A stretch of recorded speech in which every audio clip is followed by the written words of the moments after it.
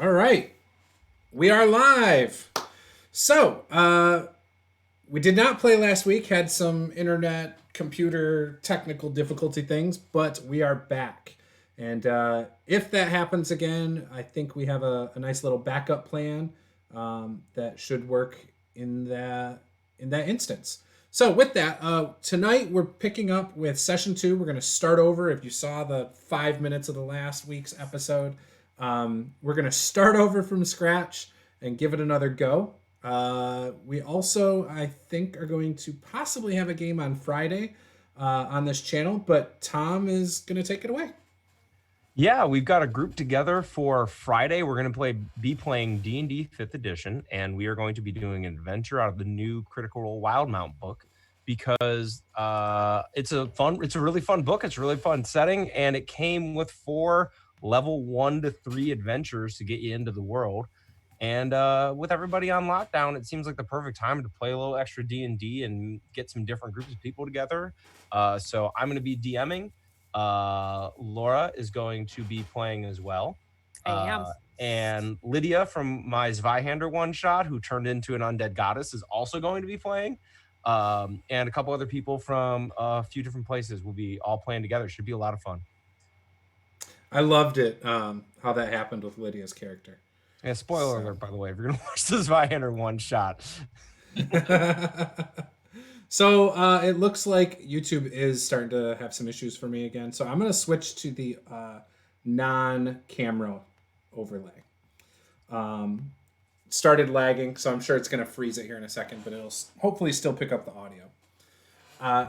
If not, I am recording, so won't be a problem. All right. So you guys picked up last time you had came out of the tree. And Femoria shot off like 7 arrows and dropped a halfling in no time. Impressing me as a DM because I've never had a player just totally do that to the guy I was not planning on having dead. So it was great though. And it was memorable. So killed him on the spot, didn't have a chance to monologue. And she rescued her 3 retainers who were tied up. So, with that, was there anything you guys wanted to do after untying the retainers immediately?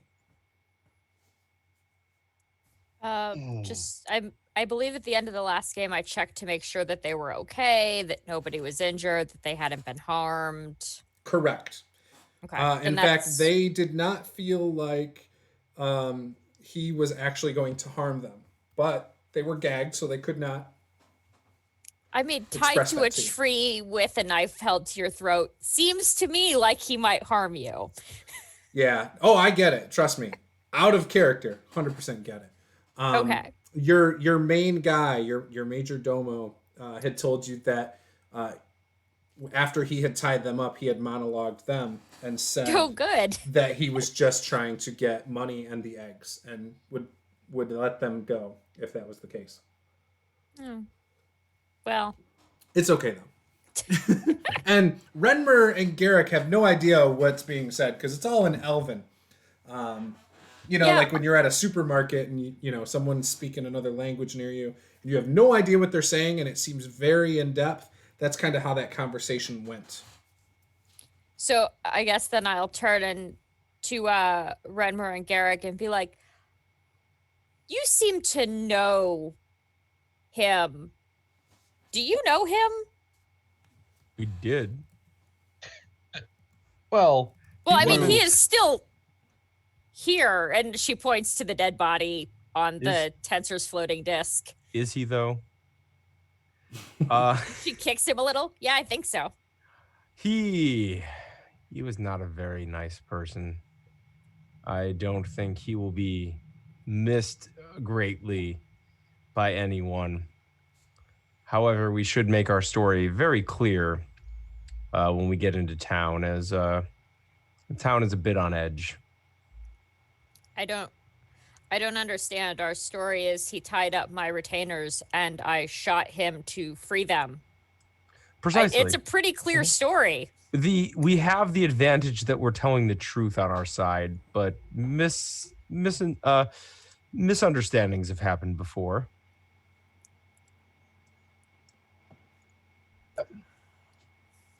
No easier way to get in trouble than to tell the truth sometimes. So we just make sure that we have an abundance of witnesses. It will be very clear that we're not in the wrong, and we just need to make sure that we speak to the right people as soon as we get into town. Don't worry, we'll vouch for you. We saw you murder him, but you had good reason. Yes, we actually carry a fair amount of sway in town. I'm sorry. I know we've just met, but you don't vouch for me. I mean, you're more than welcome to, but I mean, you I'm can. sort of like able to vouch for myself. And she like stands up very tall. You can do that sort of thing in your home, but you're going to his home. I've been able to do that sort of thing in many people's homes. Well. You walk into people's homes and kill them regularly. No, but I've been attacked on the road a couple of times, and it hasn't been a problem yet. Well, let's just say this. I've done a good deal of traveling in my day, and I've seen lots of people who thought that they were above the common folk and they could set their own rules, and they took a long walk off a short plank. I'm sorry, you're misunderstanding me. I'm not saying I'm above the common folk. I'm saying I'm above the scum over there who attempted to harass the common folk. Oh yeah, what I'm saying is, And in his town, he's a common folk. They don't necessarily see him as the scum. But if we go through and say, look, he's, scum. he was acting like scum. He tied up your servants and you relieved him of his life for that. We don't use the servants word. That's okay. Well, your retainers, if you prefer it that way, who will happily serve. You can tell him that, and then we can vouch for it and say, well, yeah, that's exactly what we saw, and hopefully there's no issue. Varen looks at Femoria and just nods and smiles, seeing that she's clearly debating these gentlemen, and then looks over at Renmer and gives him a smile and a nod, like acting completely ignorant, but he knows that Femoria's pissed. I do have a very specific way I stand all of a sudden, that like when I get taller. We just want this to not degrade into a situation where it is simply our word versus the dead, and that we appear to be taking advantage of that situation. So I'll turn to my retainers and they're worried that no one's going to believe that he had tied you up. And they think they're going to blame me for that. But I think we'll be okay. So let's pack up our stuff and head into town. Yes, Countess, Varen quickly responds. Oruri starts making sure that your, outfit's suitable before she starts taking the other stuff. She starts grabbing her things. Actually, how far are we from town? I'll turn to Garrick and Redmore. How far are we from town? What was it, 2 hours? Yeah, it's a short trip. Not very far. Is my it's a couple-hour walk. Is my tent still up from the night before? No. Oh. Yeah. Sorry. It is still, and so is the cooking stuff. And so is the cooking stuff. So while they're disassembling all the cooking stuff, I'm going to go into my tent with Orairi, and I actually have a secondary dress that is nicer. Okay. It's less traveling. Gotcha. And so I'm going to change into that. I still have my armor on under it. Mm-hmm. While she's changing, but that way I look a little bit higher. It's the higher class looking dress. Gotcha. More noble civilian-esque, right? Yes. Okay. So you're taking off your leather armor, correct? No, I'm leaving my leather on. They both go. The Gotcha. armor is under both dresses. Both dresses go over top of the Oh, okay. armor. One is just a little bit. It's got like slits for running and stuff, and the other one is a more standard-looking noble dress. Okay, no problem. All right. While she's changing, Renmore is going to turn to Garrick and say, if the townfolk turn nasty and look to be in a lynching mood, we just step aside, right? How about this? She seemed completely justified. I will stand by her. How about this? But we should probably not have her talk to them.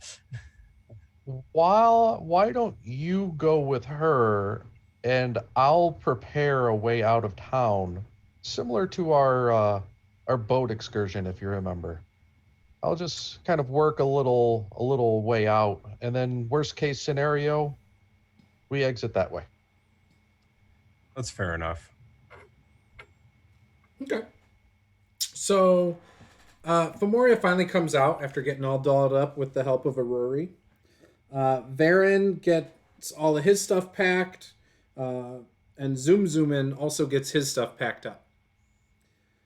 Okay. They are ready and waiting as Femoria comes out. When she comes out, they roll up the tent very quickly. They are used to doing this repeatedly, and they are really, really efficient.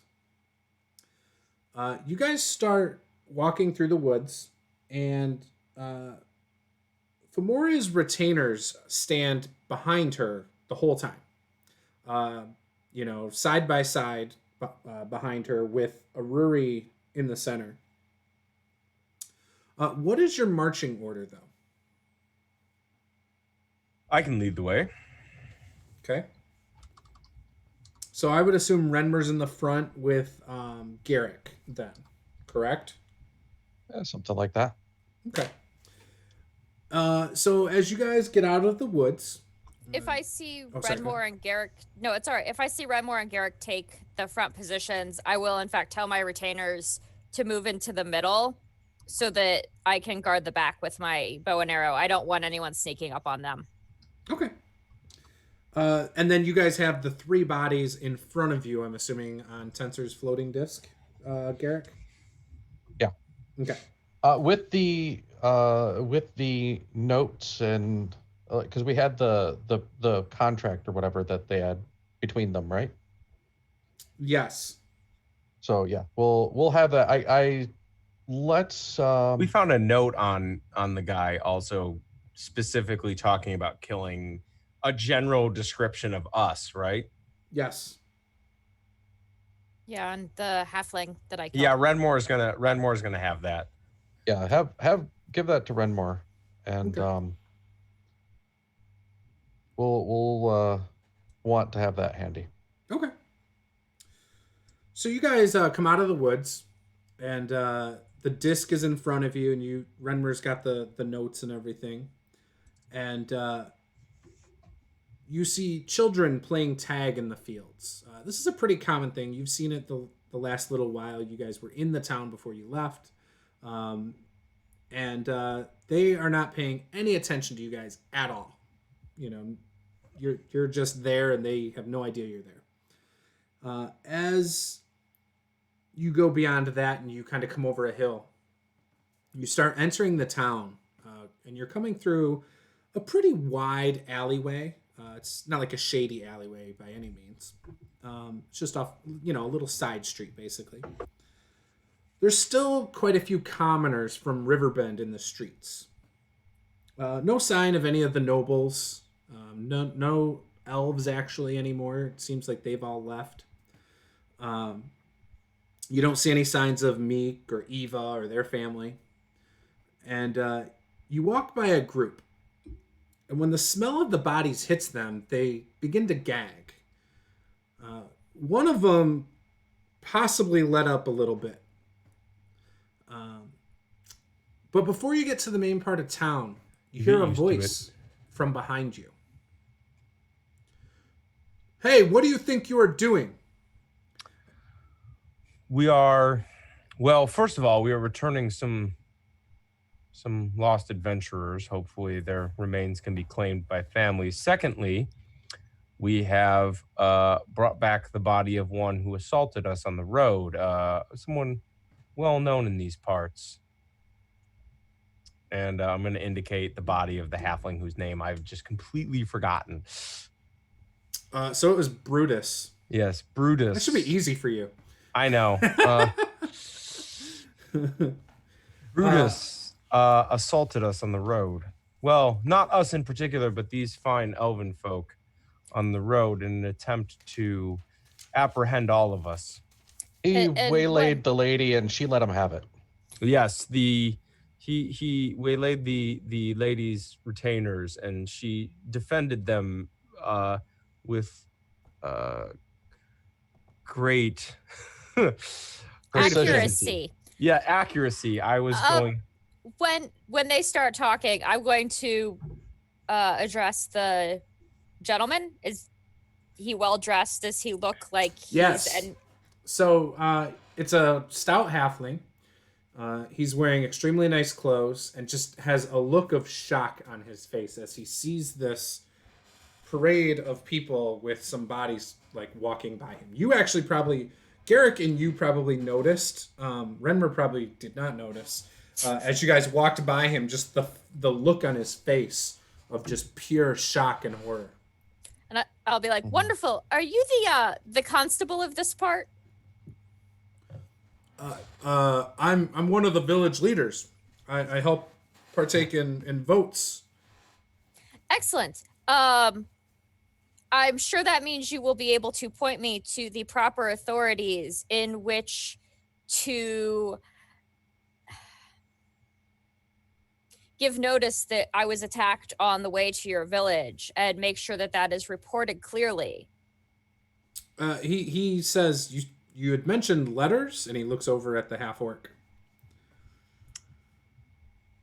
Yeah, Well, we'll hang on to those, but I'll be happy to read it and show you. I would like to see those. I need to see those. Yep. Which letters is he referring to?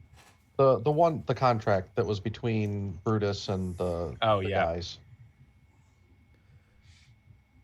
And so he kind of looks over it. We should also tell him who we were working for. We were working for the guy that owns the pie shop. I don't remember. The amazing pie shop. Oh, yes. We were working for them pro bono. Scotty. Yeah. We agreed to go get Scotty some eggs. And apparently Brutus heard of this and did not enjoy it. Well, yes, that's because Brutus is always the one who organizes that. I could see why there was some confrontation.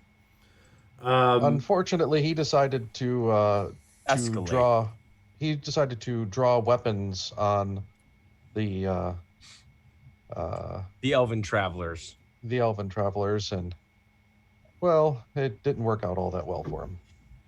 He tells you that first of all, don't take these bodies through center of town. We don't need the commotion.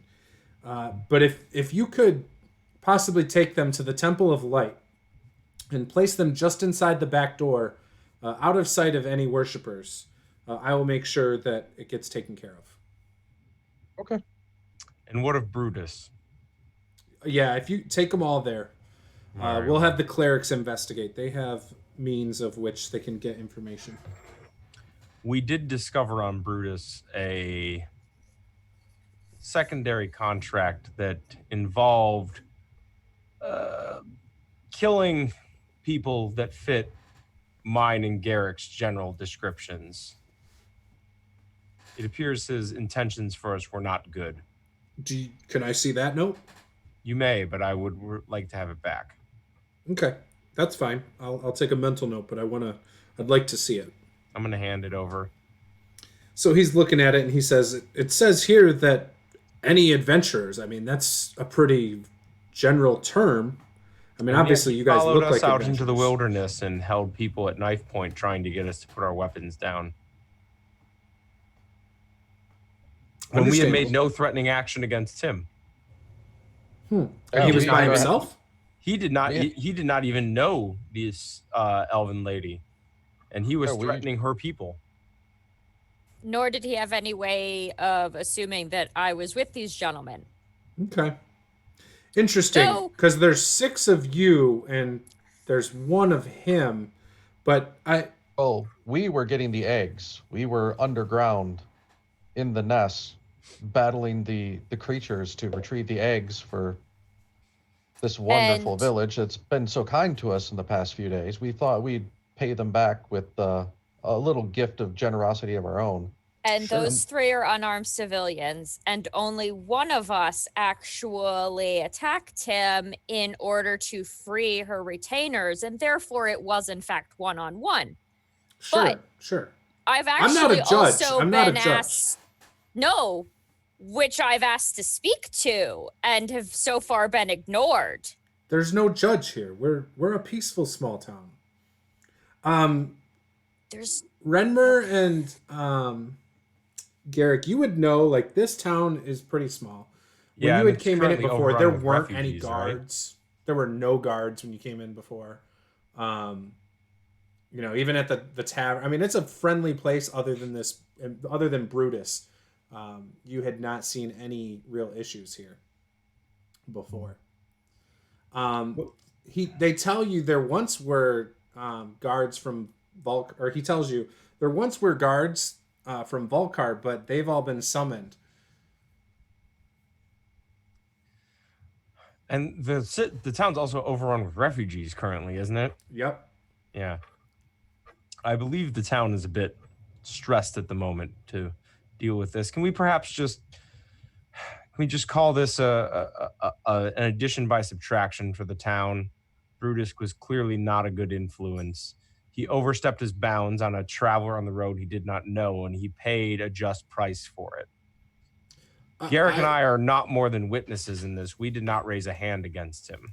Our clerics will do a investigation in the meantime, but I'm not one to give out sentencing or anything like that. I mean, that would be something that the authorities from Volkar would have to handle. But obviously, with the words coming from the west near Riverbend and all of that, I mean, they've summoned guards to the front lines. So, and well, we shall go speak to the clerics then. Yeah, he tells you that he'll make mental notes, and he'll also tell them what you guys had told him as well. Wait, hold on. What's happening near Riverbend that's requiring guards? So the whole reason there's so Renmer and all them are originally from Riverbend. That's the village, actually the city to the far west of the kingdom. Orcs had passed through, had talked to the mayor there, and had basically worked out some kind of an arrangement, and did not attack and just kept passing through. Then a couple days travel east of that, Garrick and the party discovered that the orcs were working with Meregden, who's the shadow dragon, and they were setting up camp in the swamplands, the never-ending swamps. All the refugees had come straight here because this is a more peaceful area, and the idea was if they needed to, they could go to Dead Shell if things got bad. Obviously, the nobles have left to go to Dead Shell and take a boat off of this, like out of this area to a safer, even safer area. But the commoners were left behind. I propose we go speak to the clerics, give them our story, and then find a place to hunker down for the night. If you feel it's best. We likely, if the clerics are going to be the one that render a decision, we should get our story in with them and then allow them to do whatever they intend on doing.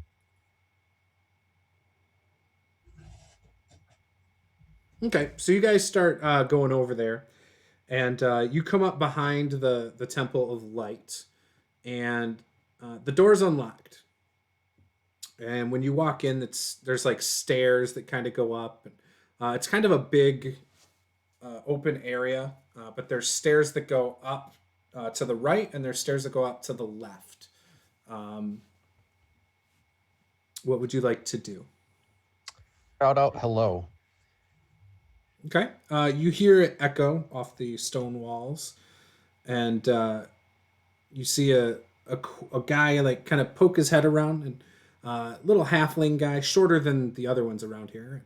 Um, he's got like a bald spot on top of his head. He almost looks like Friar Tuck with the bald spot on top of his head. Hmm.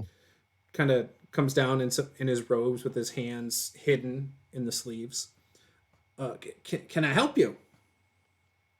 Yes, we are here to deliver some unfortunate citizens. Uh, we were told to make sure that people aren't disturbed by the presence of the bodies. Oh, okay. Uh, well, just bring them in here, and we can take them, and I will see if Father Jed will be around. You know, uh, he'll definitely get things under control and see what happened here. Okay. Just put him over there. You don't have to stick around. Don't worry. We got our ways. Do you have any evidence that you want to submit? We'd like to speak to one of the clerics. Yeah. Okay. I can go get him. Stay right here. Put the bodies there. I'll go get him.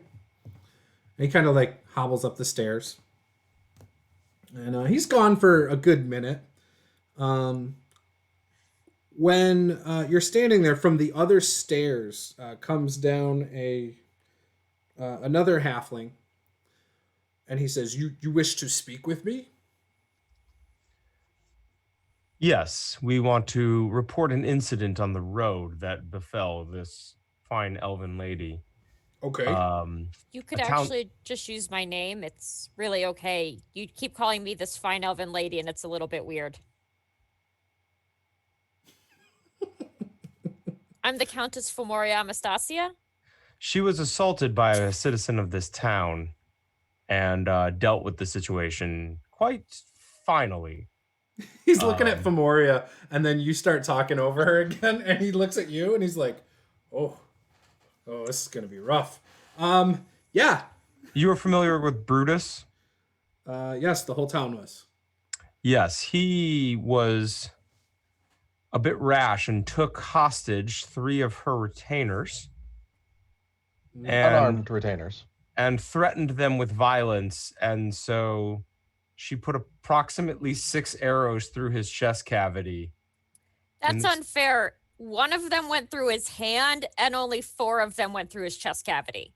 What she But said. they all happened so quickly. It was really hard to say exactly what hit where. We were It was You were even definitely a- the one to the hand, and then the one to the left side, the one to the right, and then there was like one in the thigh, and then one in the center. admittedly it was swift and violent, but he also did have his knife to the throat of her major domo. There was an Oh, immediate threat of violence. This I understand the immediate reaction. Mm. you know Gotcha. Brutus. He was a bit rough. Yes, he was a bit of a bully to get his way. Understandable for such a troubled youth.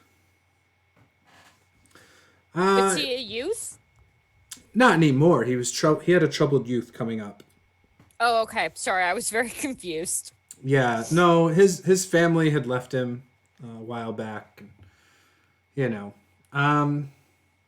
yeah, that's tough. They didn't leave him by, abandoning him on their own. They were sold into slavery. So he always felt he needed to be tough so that something like that would not fall upon him. Well, regardless, we're here to deliver his body to you. Yep. We will do some rituals, and we will get to the bottom of this for sure. I also would like to submit the fact that he appeared to be hunting a bounty for adventurers at the time, and I show them the piece of paper we had, of which all 3 of us might fit, even though, as we said, Although Oh. my retainers definitely wouldn't, and she'll point at them, who are probably standing outside in Yes, the he was street. clearly using them Oh. as a way to get to you and to us. And the others, he apparently had sent them into the cave to retrieve eggs, without, I suppose, informing them of the danger, or at least preparing them for the danger. So we found them while in the cave, and we worked to bring out the bodies. As we were exiting, that's when we discovered he had attacked and had bound the retainers. Gotcha. Yeah, those two do not look like they were equipped for any kind of monster hunting or anything. That's too bad. I can't even recognize who they are, but I'll find out who they are later today for sure. Yes. And as we said, Garrick and I witnessed Brutus threaten the lady's people, and her response was swift and justified. Okay. Well, don't worry. We can speak with or speak with dead. So we've got our means to figure things out around here. So don't worry. We'll get to the bottom of it, and assuming your story's correct, nothing will happen. So not that we can do much anyway. I assume you also have a truth verification spell, as speak with dead doesn't indicate that they need to tell the truth in any capacity. As I said, we've got our means, our rituals, and we got it under control. He seems very confident. These are noble, holy men. I was like, Fomoria's put at ease seeing someone in this town who appears to have confidence and know what they're doing. Because that is not the indication she has had in the rest of this town. I think you've only talked to one other person in town other than the commoners puking. Yeah, but I saw the commoners puking and one other guy who but those were ignored from me Riverbend. when I talked to him. And all right. Is that all, gentlemen? Yeah, you could just leave them there if you guys want. And we can give you a follow-up if you're going to be in town for a while. I'm not sure how long I'll be in town, but I was actually addressing Garrick and Renmore. Gentlemen, is that all you had for... I believe that was everything we had. Thank you for hearing us out, and have a good day. We did have the contract between Brutus and the other two. Would that have their names? Yes. So we could tell them based on the contract that we found on the bodies. This is person A, person B. He takes it. He does not recognize the names. Okay. Well, I will seek out if they have any family here. Okay. Thank you very much. With that, take off. Thank you. Tear be with you. All right. So you guys step out. What would you like to do? Sleep.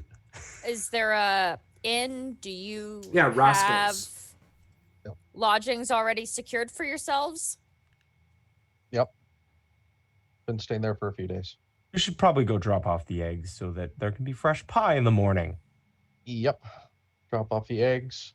While you drop off the eggs, I'm going to go scout the town out for a good escape route from the inn if we happen to get, let's say,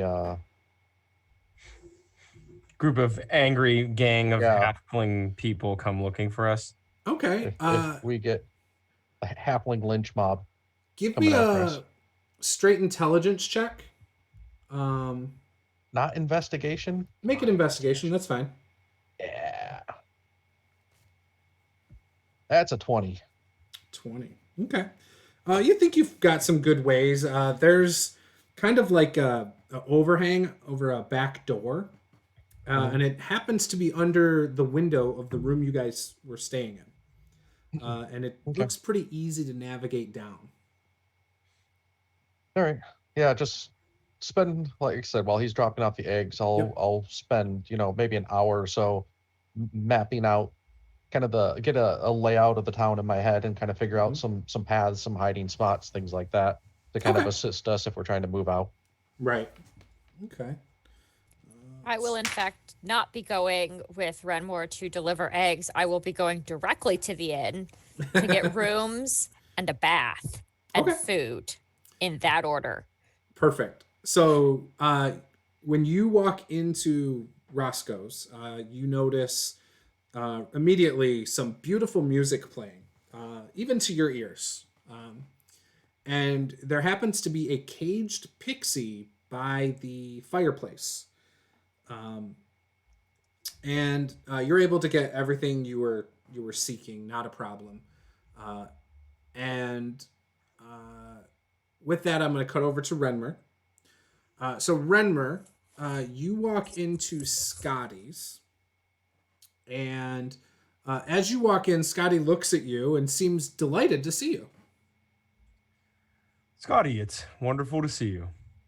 Ah, you too. You have my eggs, correct? I do. Okay, great. And I present them. He holds a large basket out for the eggs. I put them in. Oh, he's looking down. 3. Were the nests empty? What's going on? The nests were, some of them were empty, some of them were a little difficult to get to. This was the only amount of eggs we both found and were able to extract. That's unfortunate. I was really hoping for at least 15 to try and keep up with demand over the next few days. Well, the cave may be a little tapped out at the moment. Oh no. Also a bit dangerous. What do you mean tapped out? What's going on over there? We searched several nests, and we only found one that had eggs in it. And if I recall correctly, it had 5 eggs. 2 of them were broken in the tussle with the creature that was attempting to eat us while we were removing the eggs. Oh no. I've never heard of such troubles. I mean, I knew it was tough. That's why I needed adventurers, but Brutus always seemed to make it sound like it was fairly easy for him. Well, Brutus's crew we found about partway in, and they were dead. His crew? He always did it by himself, I thought. He appeared to hire other people to go in. Well, I guess maybe I'll have to send him out in the next couple of days and see if he can get some more. Getting a hold of him may be difficult. Why? I mean, I can just go over to Roscoe's and knock on his door. When we came out, we happened to witness him run afoul of a traveler on the road and pay a rather steep price for his poor manners. What kind of steep price? About 5 arrows. Is he okay? No, very much not. So Scotty looks extremely worried. Like, did you kill him? I did not kill him. No, he was. He created the situation that led to his own death. Let's put it that way. You know how Brutus can be, and he ran into someone on the road who was not intimidated by him, and when he attempted to escalate the situation, was more than able to meet him at a level of violence. Gosh, I know Brutus can be hard to deal with, and I couldn't stand working with him, but I would never wish that on anybody. I don't want to go into too much detail as this is being decided by the clerics, but he took hostages. He was being unreasonable. It's not unlike and dishonorable. Yes, he can be quite a bully. And I hope it was justified. The clerics will decide ultimately, but from my perspective, it very much was. He reaches down into his coin purse and he pulls out 5 gold. No, please. Oh no, I always pay for the eggs. I mean, you would have got more, but it's only 3, so This is about what I can give you for that. And he gives you 5 gold. All right, I'm gonna only pick up 3 of them and leave the other 2 there and be like, you have potentially hard times ahead, so please. Yeah, I don't Keep know what I'm some. going to do. And he kind of just says, all right, well.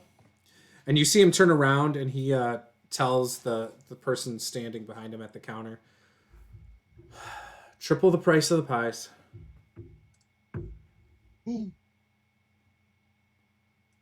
He says, well, thank you, Renmer, right? That's what Eva told me your name was. Yes, that is correct. Terrible with names. I'm sorry, but That's not a problem. well, safe travels, sir. You as well. Tyr, go with you. Gonna walk out to go to our back to the inn, looking for Garrick. Okay. Garrick, what are you doing? You were looking for different ways out. You found about 6 good ways that you could like navigate out if you had to sneak out quickly. Yeah, just trying to get those prepped up, and then I'll head back to the inn. Okay. So you head back to the inn. You see Fomoria's not there. Looks like she probably went up to her room already because she was going to take a bath. Her retainers are not there. They are probably getting her room ready for her. And it's pretty busy actually. There's your typical locals having drinks and hanging out, and you still see the pixie up at the fireplace. And as you kind of are glancing around the room, you see an old friend of Renmer's here. Oh boy. Grona is here with her 3 of her friends. Also female Grona. half orcs. Juice, whenever I can come down during the middle of this to get food, I would happily come down during the middle of this to get food. All right. So yeah, your bath was pretty quick. You're able to come down right now, actually, because it took Garrick a little bit to set things up, and Renmer and Scotty probably talked a little bit longer than the couple seconds there. Lovely. So I'll so order yeah. food for the 4 of us and get a table where I can clearly watch the fun about to ensue. I'm going to buy Garona a drink. Okay. Be friendly. Okay. Buy her whole, not her specifically, buy her whole table a drink. Perfect. So that's 4 drinks. So Grona sees you, and obviously she knows about your amazing reputation, and she knows hey, that's Garrick. Garrick knows how to drink. She actually, her and her companions raise their tankards to you, and start drinking, and they actually have a pleasant smile on their faces when they see you. Ah, that's terrifying. Okay. As that's going on, you see Fomoria come down, and her retainers actually start setting up a spot for her to sit in a table that kind of is right there next to you, and it faces all of this, right? So they have a nice view of the room. And as that's going on, Renmer also walks in at the same time as the food is being served to Fomoria and her retainers. At the moment I see him, I'm going to cast message and tell him exactly what's going on here. Okay.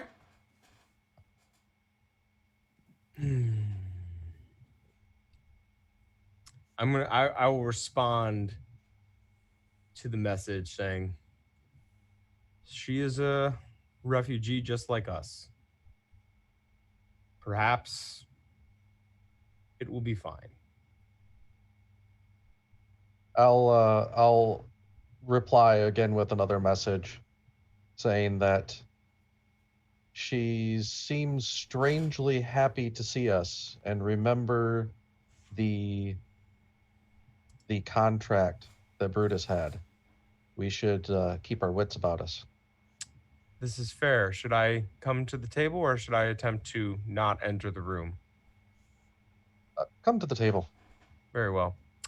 So I will walk in and come down to the table, and I'll kind of flick the 3 gold coins over to Garrick and be like, "Our payment." As you do that, you lock eyes with Grona on accident. Yeah. And Grona sees you, and her smile goes away, and she just rolls her eyes and picks her chair up, purposely pivoting it so she doesn't have to see you. Typical Grona. Yeah. So I'll just sit down with Garrick then. We were paid for our work. Not much. They apparently usually get far more eggs. Apparently it's unusual to have so much going on in that cave. Well, there wasn't a lot going on in that cave, to be honest with you. It was just the end of it. I mean, all those nests were empty. That was the unusual part. Also, the large rock monster with a mouth and tentacles. That apparently was new and different. Well, it was very small, and then it was very charred when we left it, but yes. Makes collecting eggs a little difficult. Kind of think that would have been a good job for someone who was skilled as a thief. Might have been. Well, I'm going to get some food real quick.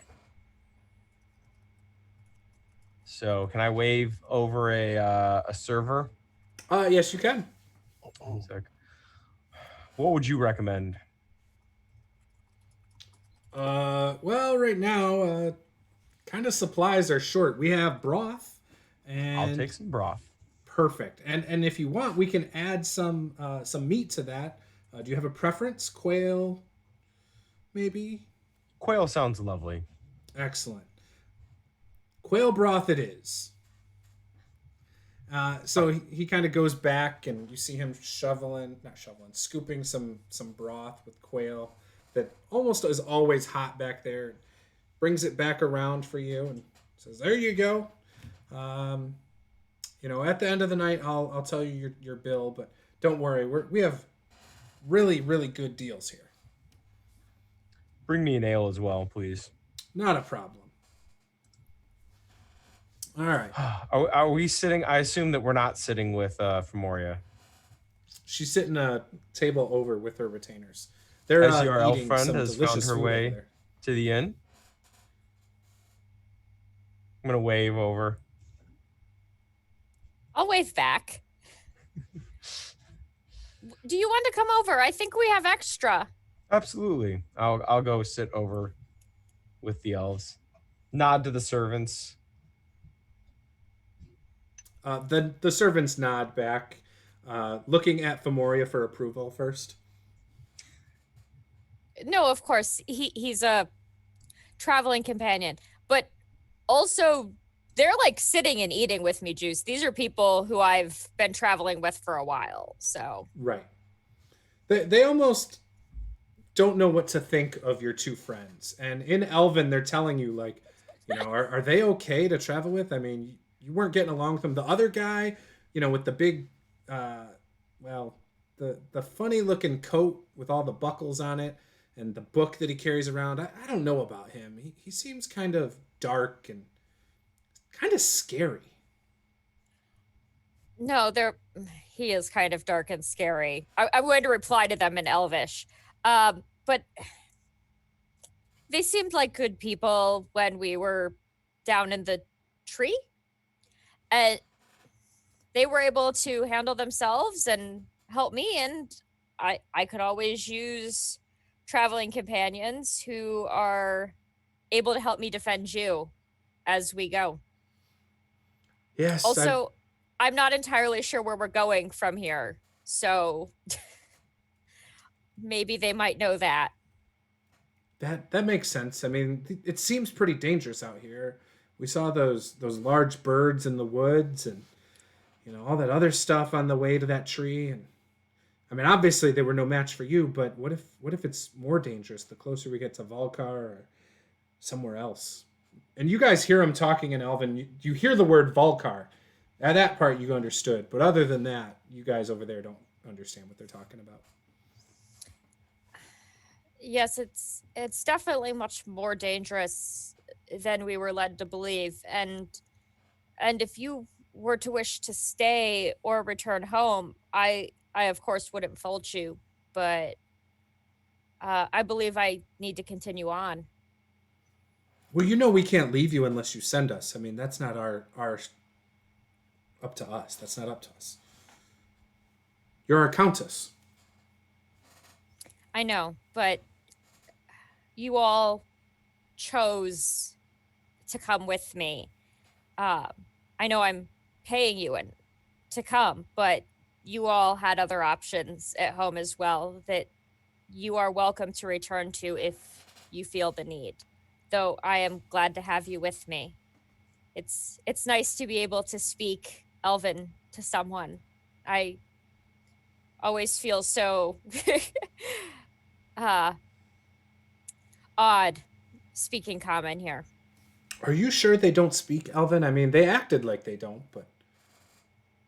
No, I'm pretty sure. Can I roll an insight check to see if it looks like anybody understands us? Yeah, I'm just eating my broth. I'm eating my quail broth. Let's make a roll for Renmer first. Give me an insight check on Renmer. You don't have to roll anything, Renmer. Yeah, I know. Okay. I'm not hiding anything. That's an 18.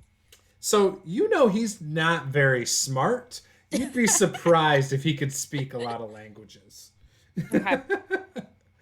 Go ahead for Garrick as well. Now I'm listening to their conversation, but it's in Elven, and I'm just trying to see if I can pick up bits and pieces that are going on, but not actively. Slowly learning Elven. That's only I'm a not- for Garrick. I'm not trying to sit there and cast comprehend languages in the background, but I'm contemplating it.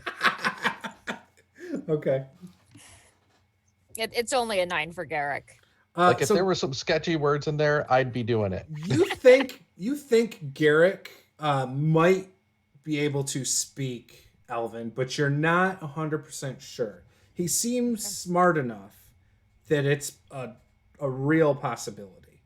And you've come across people who can cast spells and stuff before, and most wizards speak multiple languages. So you'd think it's possible.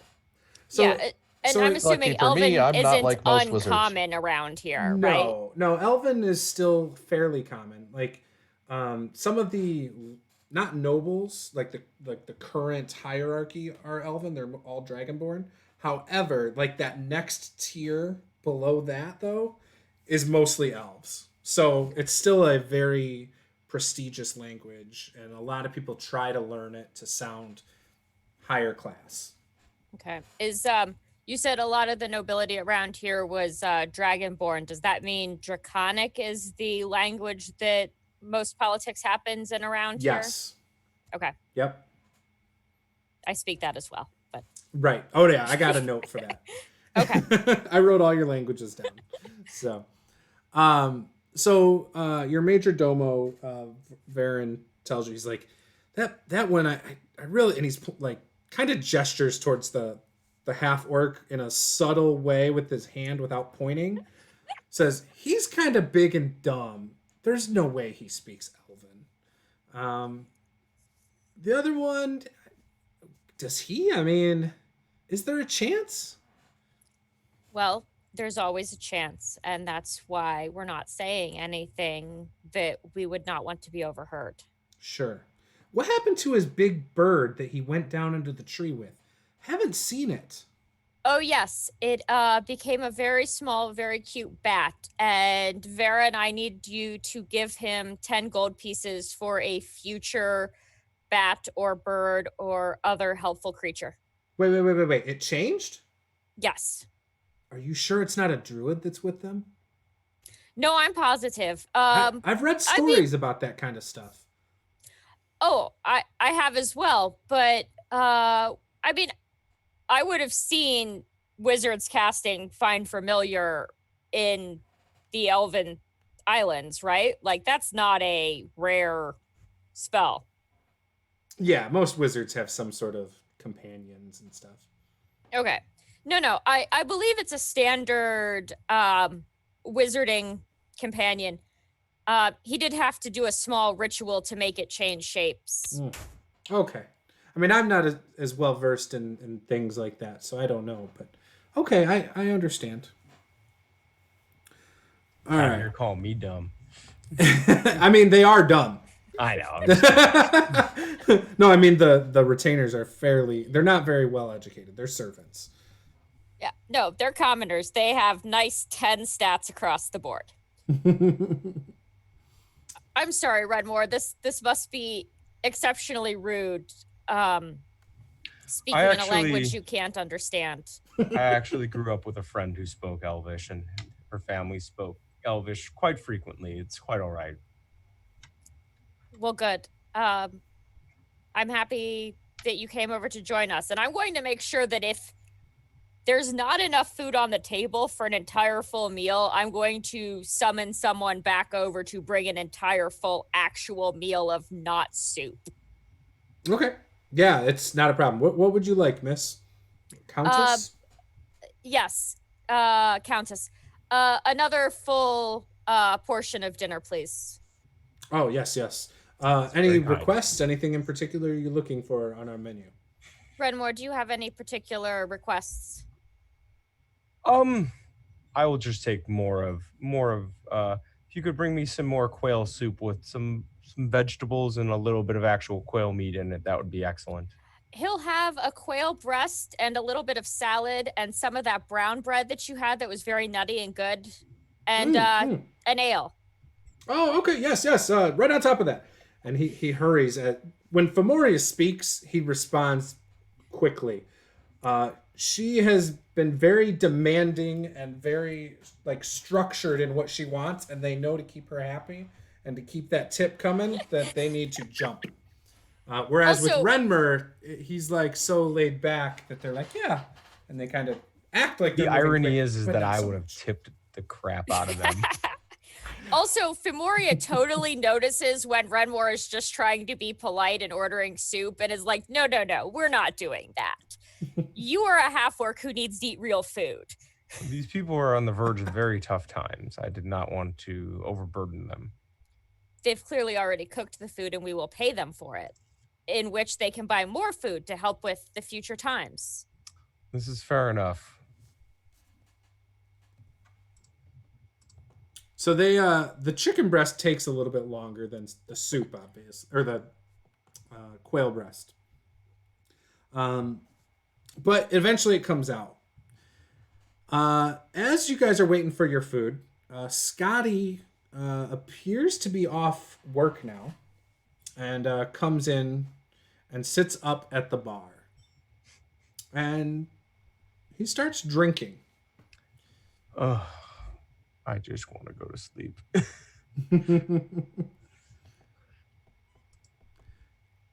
Garrick, what are you doing? You still at your own table, or are you joining? I joined them at the table. I'm just keeping an eye on everything. I'm just Sherlock Holmes in it here. Okay. So as you're doing that, one of the half-orcs with Grona gets up, and she's got a braided mohawk, kind of like a top knot, but it's braided all the way down, and it goes all the way down middle of her back. And she walks over to you. Oops. Sorry, let me pull my note up. She walks over to you, Renmer, and says, "So, where's Eva and Meek?" Moved on to the next, what was the name of the place? Dead Shell? Moved on to Dead Shell. Oh, are they leaving or something? What's their business there? Helping escort the first wave of refugees there. How are you and all getting along? Everyone doing well after leaving Riverbend? Yes, we We did kill some goblins. You know, typical stuff. That was kind of scary for a minute. I'm glad to hear that you're well. Yes. And who's your new friend here? And she introduces herself to Femoria. I am Dolo. You're muted. I'm the Countess Femoria Amastasia. It's a pleasure to meet you. Sure. That's a mouthful. That's a long name. Sounds important. It is. I can see why. I mean, you seem like an important person. You're well dressed. Your hair is well done. Thank you. Though there is more to being an important person than my dress and my hairstyle. And long name? That comes from being an important person. I was about to say, I think the long name is actually part of it. I think that's actually a pretty integral part. Dolo looks at Renmer and smiles.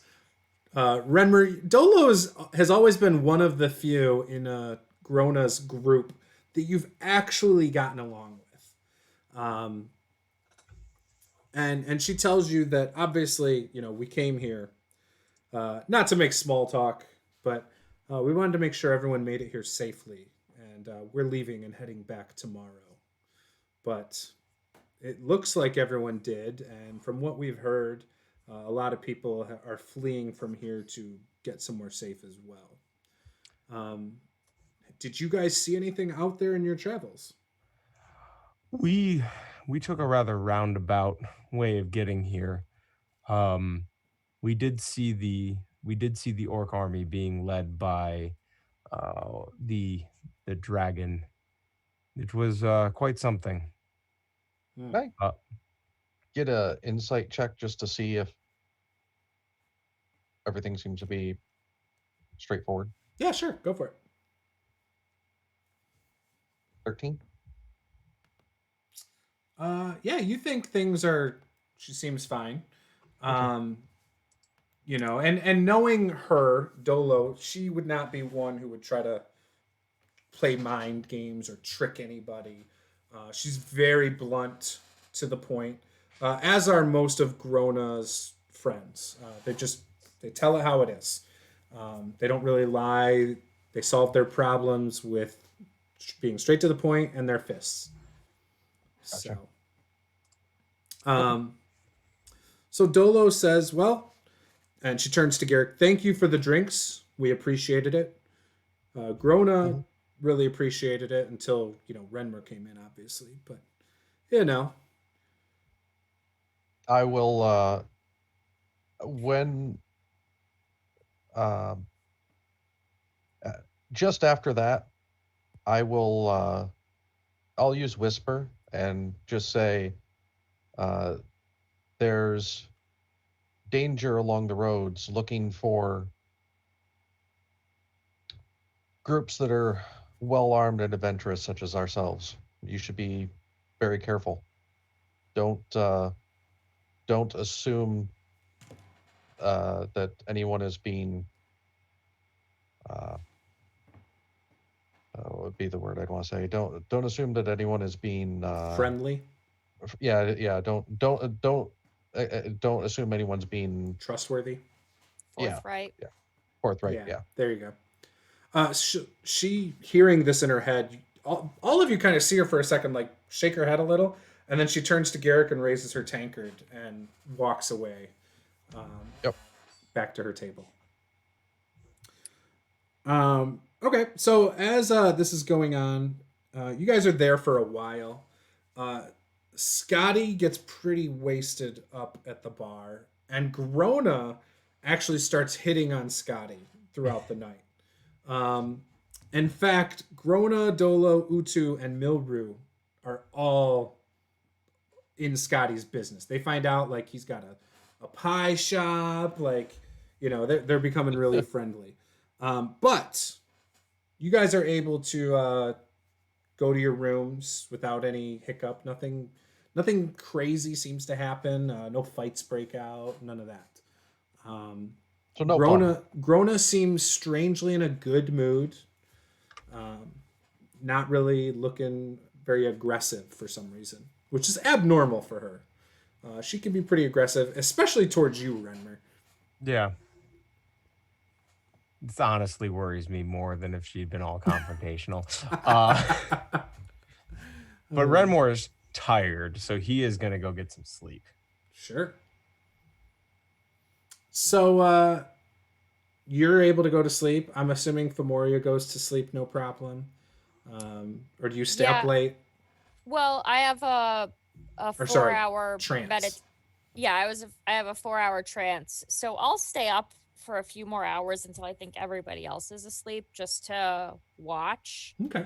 And then I'll take a 4-hour trance around the middle of the night. So I'm also up before everybody else. Gotcha. Okay. No problem. So when you get up in the morning, your retainers are already up, obviously. And Varan, or not, I'm sorry, not Varan. Zoom. Okay, Zoom. Yeah, he stayed up a little bit later. You had given him permission to stay up a little later. He's telling you about the crazy night that he overheard of Scotty and the orcs. Was he down in the bar with everybody else? Yeah, he was having some fun and just sitting there observing. Awesome. Because he's good at that. And when he was overhearing things, he had overheard like Scotty talking about his old pal Brutus, making him out to be this great guy who did all this work for him, and he's gone, and he's all depressed about it, and took him for granted, and feels sorry for his family, you know, that's never going to see him again, and talks about how his family was taken by slavers down to the Mystic Forest, and if only somebody could free him. And Grona was drunk and said she would try to do it, and all that stuff. And he starts talking about a dungeon nearby that, in describing it, it sounded like it could be the tree that you guys went in, but you know, it was such a drunk mess that it didn't make a whole lot of sense. Things weren't adding up. And, you know, like it sounded like it was far bigger than what you guys had gone into, according to Zoom. And then he talks about how, like, some guy stole a map from him recently that he used to have under the bar at Scotty's, at his pie shop. But someone stole a map, and Grona was like, oh, I'm so sorry. So a lot of stuff was thrown out there throughout the night. Like, Scotty was very loose-lipped. Okay. And when you guys come down to pay for your rooms, they tell you not to worry about it, that Scotty actually paid for all of your rooms. That sounds super weird and is exceptionally suspicious. Renmore, who is this person that is paying for our rooms, and why is he doing it? I propose we leave town. Because this is weird. And he didn't have much money when I talked to him, and now he's paying for our rooms after, well, I don't know. He spent the night talking about the guy that died being his bestest friend.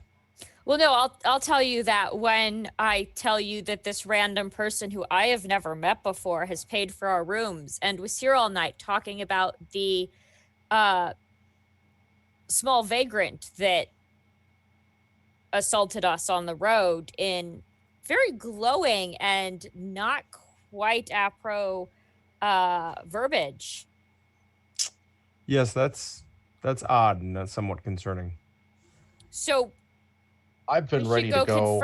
We should go confront him about that, correct? No, let's I've got leave. a bug out bag and like 6 escape routes planned. So, but like, as soon as I hear this stuff going on, I'm like, okay, look, we can do this, and just kind of go lay out the whole plan of like 10 different ways we can escape from the town. Do me a favor, because you guys are talking about this downstairs. Yeah.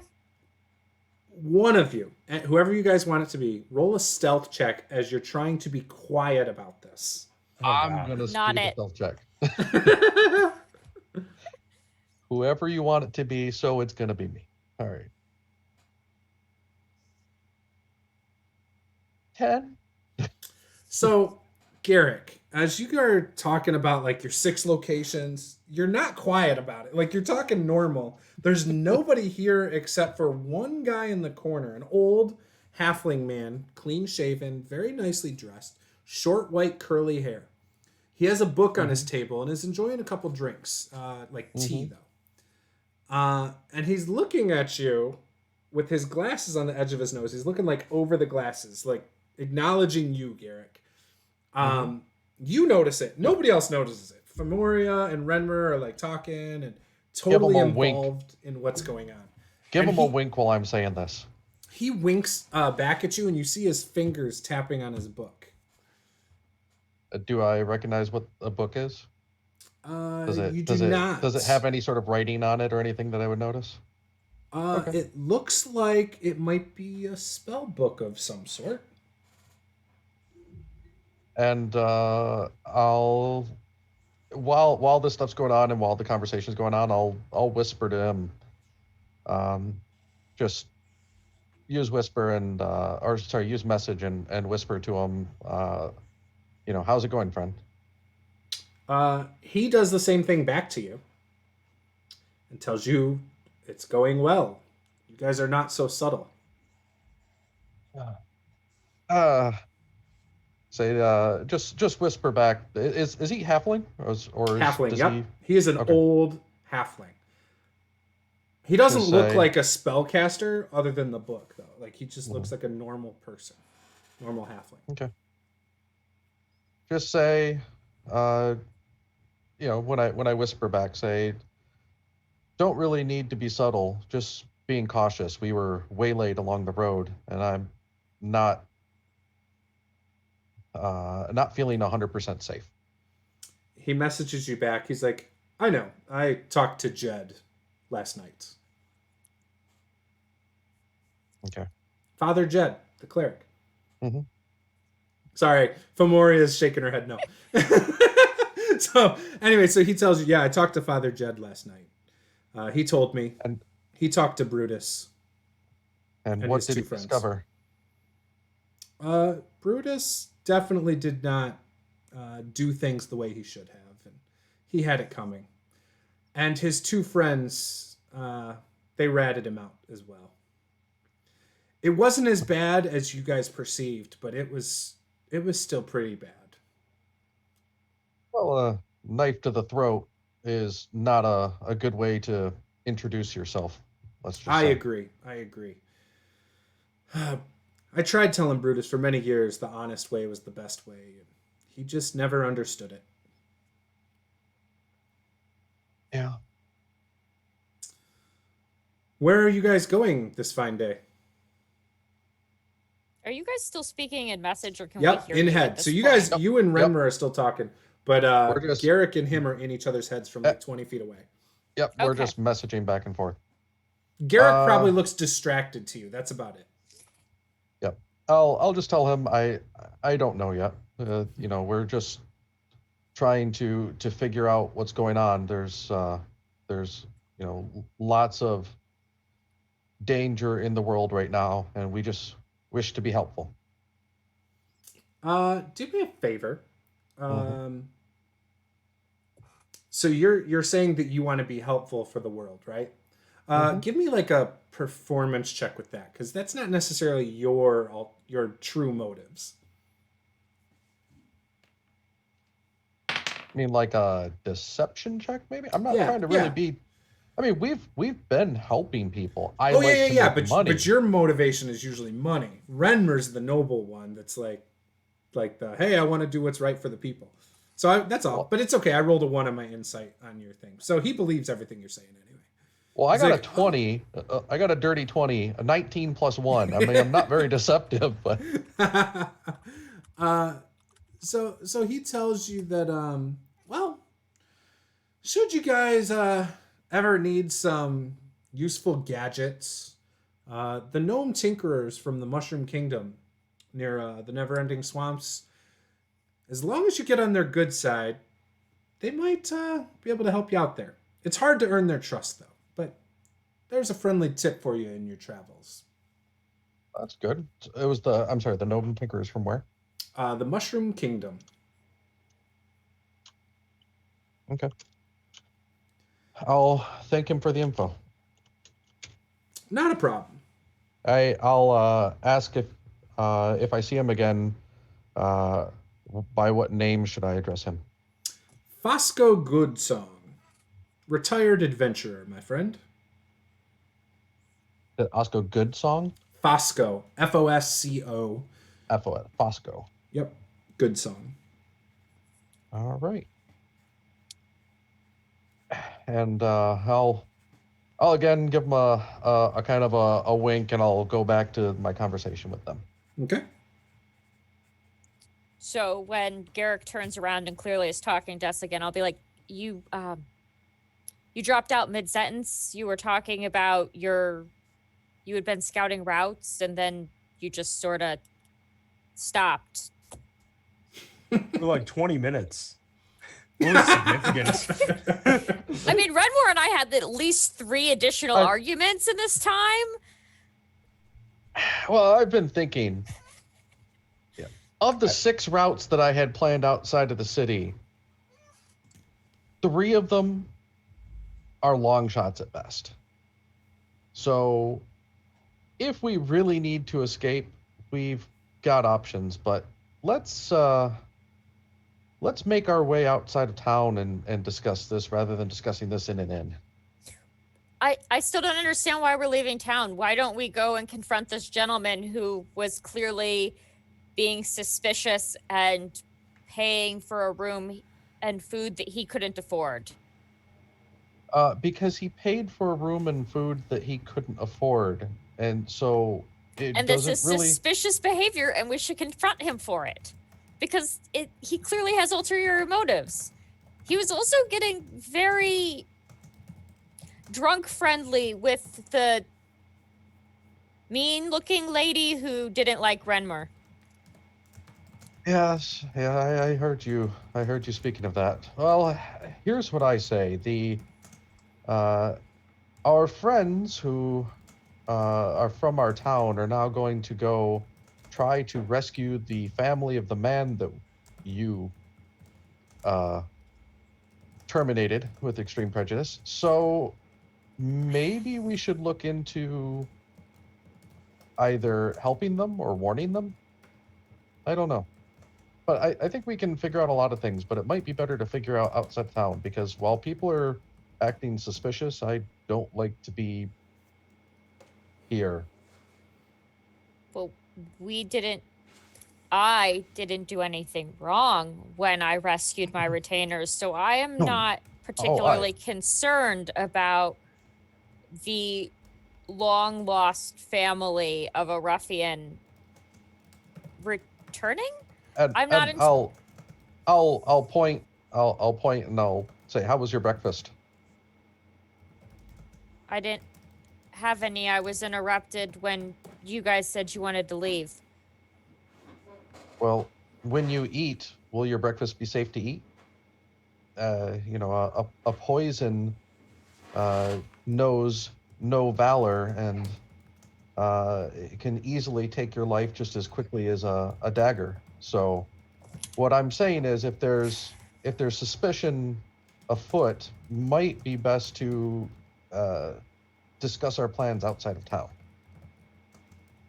No, well, now I don't want to eat. Well, that's what I'm dealing with right now.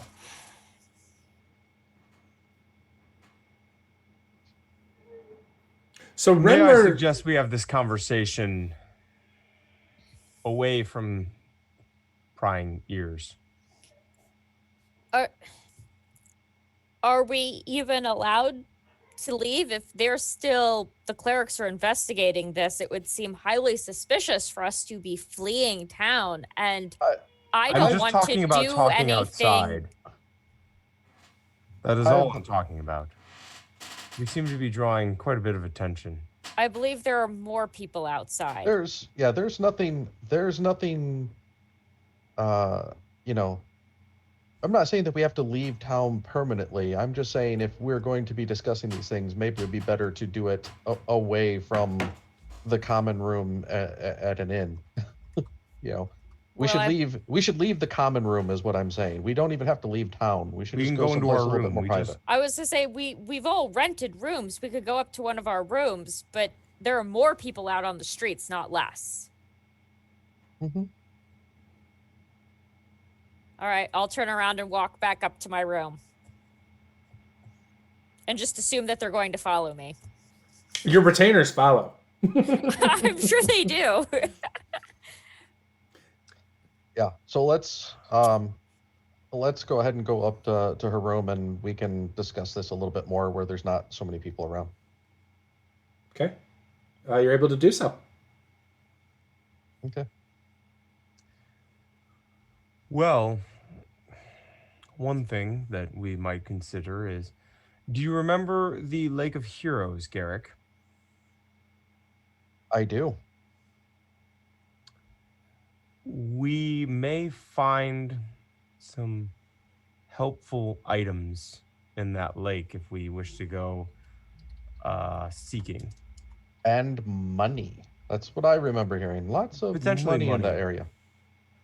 Yes, I'm a little bit light on coin, so that anything that gets us out of this town and gets us potentially paid is much more to my liking. I had a interesting discussion while we were in the common room. Strange, Oh. so did I. Well, while I was having a while I was seemed to be distracted, I was discussing uh, a place called the Mushroom Kingdom with a elderly halfling by the name of Fosco Goodsong. Yes. Yeah, he suggested that the gnome tinkerers there, if we can get on their good side, can sometimes offer valuable assistance. And in times like this, I think everybody could use a bit of assistance. So that's another possibility of a place we could go. Did he say what they would need to get on their good side? No, we kept it quite brief, but that's the type of thing that you can find out because what they need might change from day to day, month to month, year to year. So, but he said that that's a good source of assistance and help. And did we pass the Mushroom Kingdom, or we discussed the Mushroom Kingdom with somebody previously? I've not heard of this Mushroom Kingdom. No, you said it was by the never-ending swamp. And the never-ending swamp was where the orc army was. And They were working with the dragon in the never-ending swamp. so this is in generally the same direction. Yeah, so Also, I don't know who the gentleman was who paid for our rooms, but it seems that you two knew him. And I've been told that he has recently had a map stolen from under his bar. That, I suppose, would be news to me. I don't know anything about that. Apparently, he told your lady, not friend. Oh, did he? Yeah, they were quite friendly before the end of the evening. Well, good for her. Maybe it'll relax her a bit. It makes me trust the Scotty person less. Yes, Scotty's attitude towards Brutus is a little concerning. One of the reasons why I feel we maybe are best served to leave town for a bit to let this situation cool off a bit. But this Fosco Goodsong mentioned to me that the Lake of Heroes is home to some items that might be of use to those seeking to confront the Shadow Dragon, and I feel like confronting the Shadow Dragon would be the ultimate resolution to most of the problems we are dealing with. Seems reasonable. I'm concerned about leaving town if there's still an investigation ongoing. I don't want to do anything that would appear suspicious when we haven't in general done anything wrong. Well, you don't have to have done something wrong for a lynch mob to find you. Or for a knife in the dark if someone is upset enough that Brutus is gone. True. That is true, but if we don't want to burn the bridges of this town as a place of safety if they think we are fleeing from them. We would not be fleeing. We'd simply be going out on another mission. Okay, and in more civilized places, when you are accused of wrongdoing and then leave, that is considered fleeing. This is true, though. If you do not wish to leave, you may stay, as you are the only one accused of killing anybody. I'll interject that in my conversations with Bosco, he had mentioned that not only did Brutus come clean about what had happened, but his companions had also giving corroborating stories. So we can confirm with the we can confirm with the priest before we leave the town, or the town elders, or what have you. But I don't believe that we're in danger from them. It just might be others who are hurt by their missing friend. Well, in that case, I see no problem with leaving, as we have been cleared of any wrongdoing. Yeah. Excellent. So we head back the way we came then for the Lake of Heroes and for the Mushroom Kingdom. that sounds good to me. Okay. So, as you guys are talking about this, Femoria, Aurori actually hands you what looks like a map. And she tells you this, while you guys were talking, was slipped under the door.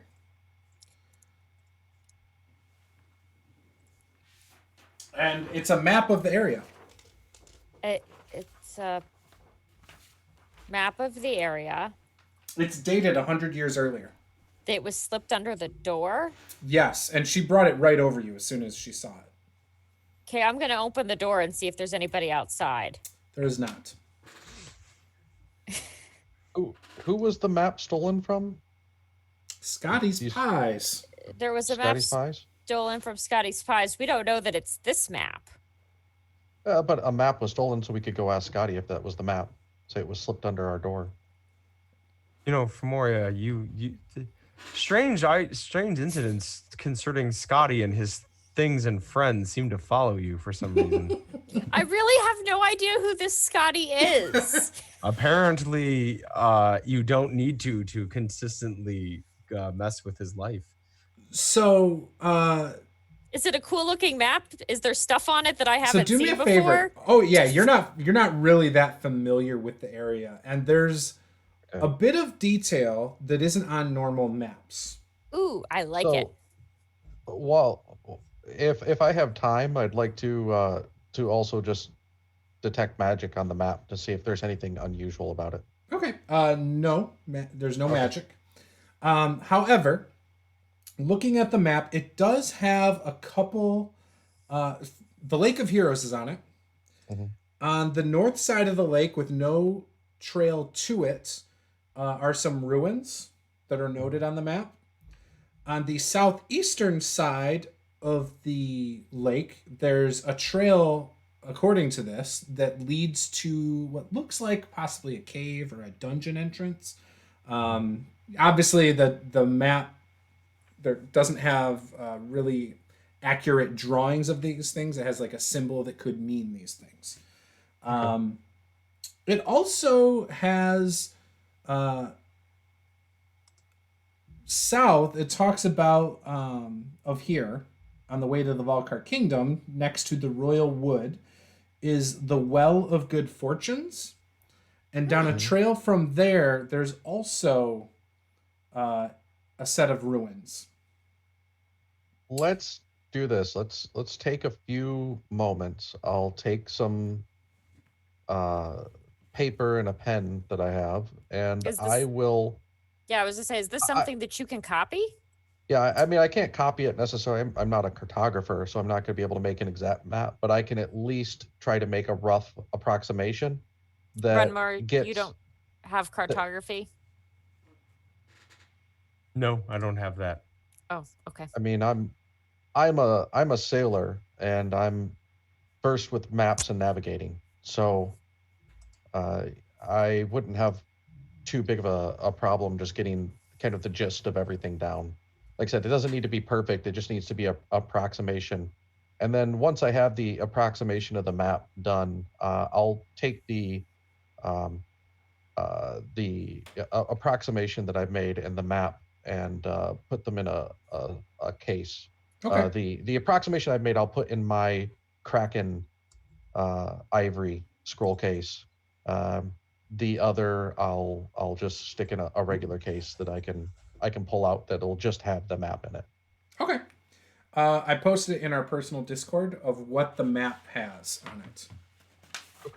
Very nice. So it's a small portion of the bigger map I drew a while back, but it's got everything on there that you see. Yes, except the never-ending swamps are not the never-ending swamps 100 years ago. It's a dwarven settlement that we had talked about before, but it doesn't have a name written down. In fact, none of these have names written down. You just see symbols on this map. Right. Okay. You could discern, like, oh, this is where we're at here because it's this kind of symbol, and oh, okay, the Lake of Heroes is clearly like shaped like that, and you've heard of that before, and it's over there, so you can kind of tell where things roughly are. Okay. Okay, and we're at Dagger Tree? You guys are at Harvest Moon, which is Okay, up by the next to Pixie Pixie Wood. Wood. I see it. All right. And when I look at the Pixie Woods, I just say that poor Pixie.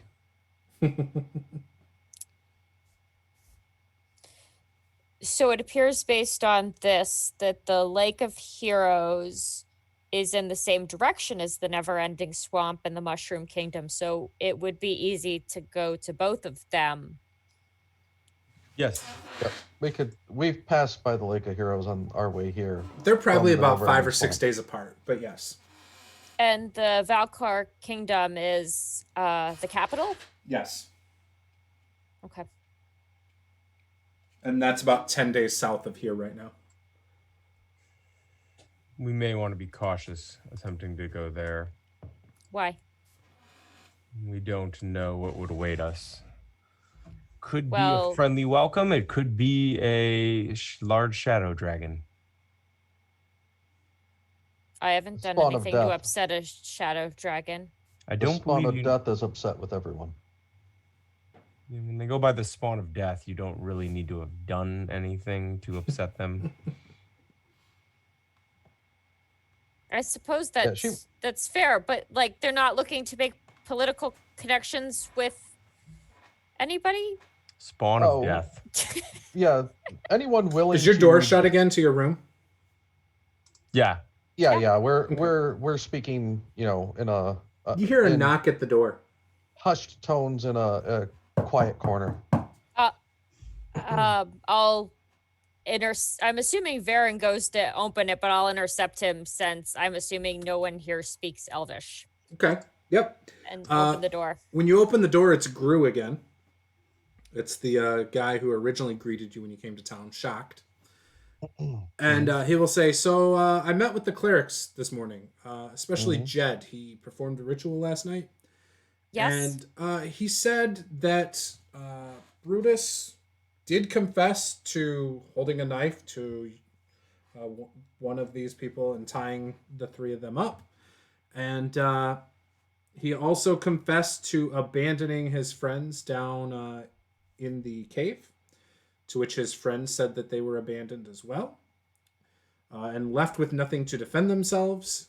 And he ran off with the eggs. So you guys are free. There's nothing to worry about. Clearly, Brutus was involved in some shady stuff, and I'm sorry you got caught up in that. And I'm assuming as recompense will be given his belongings? Sure. I mean, I don't have anyone else to give them to, but we also have to pay the clerics for the ritual. So, Of course. I believe that could come out of the money he had on him. is there something in particular you wanted off of him? I mean, it's not my debt to pay. No, it's simply a courtesy to me and my retainers, as we were the ones who were attacked and wrongly accused. And as you said, you don't have anyone else to give it to. Typically, when besieged by a highwayman, you don't seek out his family and return any belongings. But in this instance, we felt it was prudent to, at the very least, let everyone in the town know what had happened and to be sure that if he did have family, that Did you they guys wouldn't be hand harmed. everything over, like his crossbow and all that? It was Oh, all okay. on the body still, yeah. Oh, okay. He tells you, yeah. I mean, if you want to go over to the clerics and make a request, maybe they'll oblige you. I don't know. Typically, I don't get involved in that. I'm not. This is not my area of expertise. We're making Okay. do with what we can right now. Well, let's try to do that as we're getting ready to head out of town. Sounds like a plan. Okay. Let's Wait. plan on not coming back here. This place is podunky. Very podunk. Since we're going to be traveling together, I suppose it might be advantageous for us to discuss a few things, and just I want to very quickly, address a few things like languages that are spoken. Now, I've been traveling with Renmer for a while, and I understand he speaks Common and Orc, correct? And that's it. Correct, Correct. Renmer? Okay. And I'll just give out that while I can, with the use of magic, understand and speak any language, without magic, I am limited to Common and Draconian. Okay. And then I'll just ask what languages you speak, so that if we do we have like a shared language that is not common, that maybe others that we could use to discuss things that maybe others wouldn't be aware of? Well, I speak Common. I speak Elven, which is the only language that my retainers speak. Mhm. I also speak Draconic, though I was under the assumption that is a fairly common language around here. I speak Celestial and Sylvan as well. Ooh. If you speak Sylvan, you can speak to the pixies. I can. Oh, I've been very curious to find out the story of the pixie downstairs.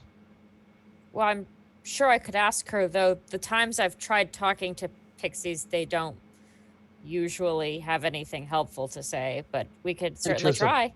Creatures of pure chaos. They are delightful, aren't they? I'm not sure delightful is the word I would use. Well, when you're on their good side.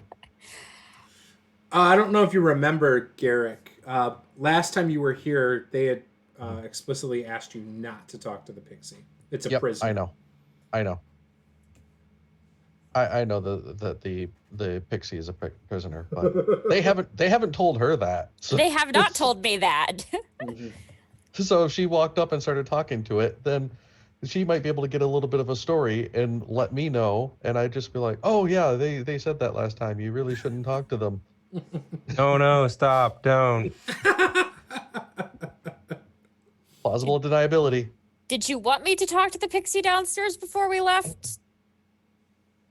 If you were interested in such things, I was just curious of the story. I've heard the story of the bar, and they will not allow people to talk to it. At least that's what I've been told. So, but you've been told no such thing. So if you were interested in finding out the story that the pixie had to tell, I just thought it would be entertaining, an entertaining story you could relay on our journey.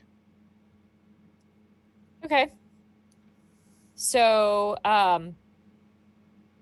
when we go downstairs, I will attempt to, let me see if I can do it. And while she's doing that, I'm gonna go down and let's just say order a drink and be a little bit Sure. merry, a little bit of a rabble rouser.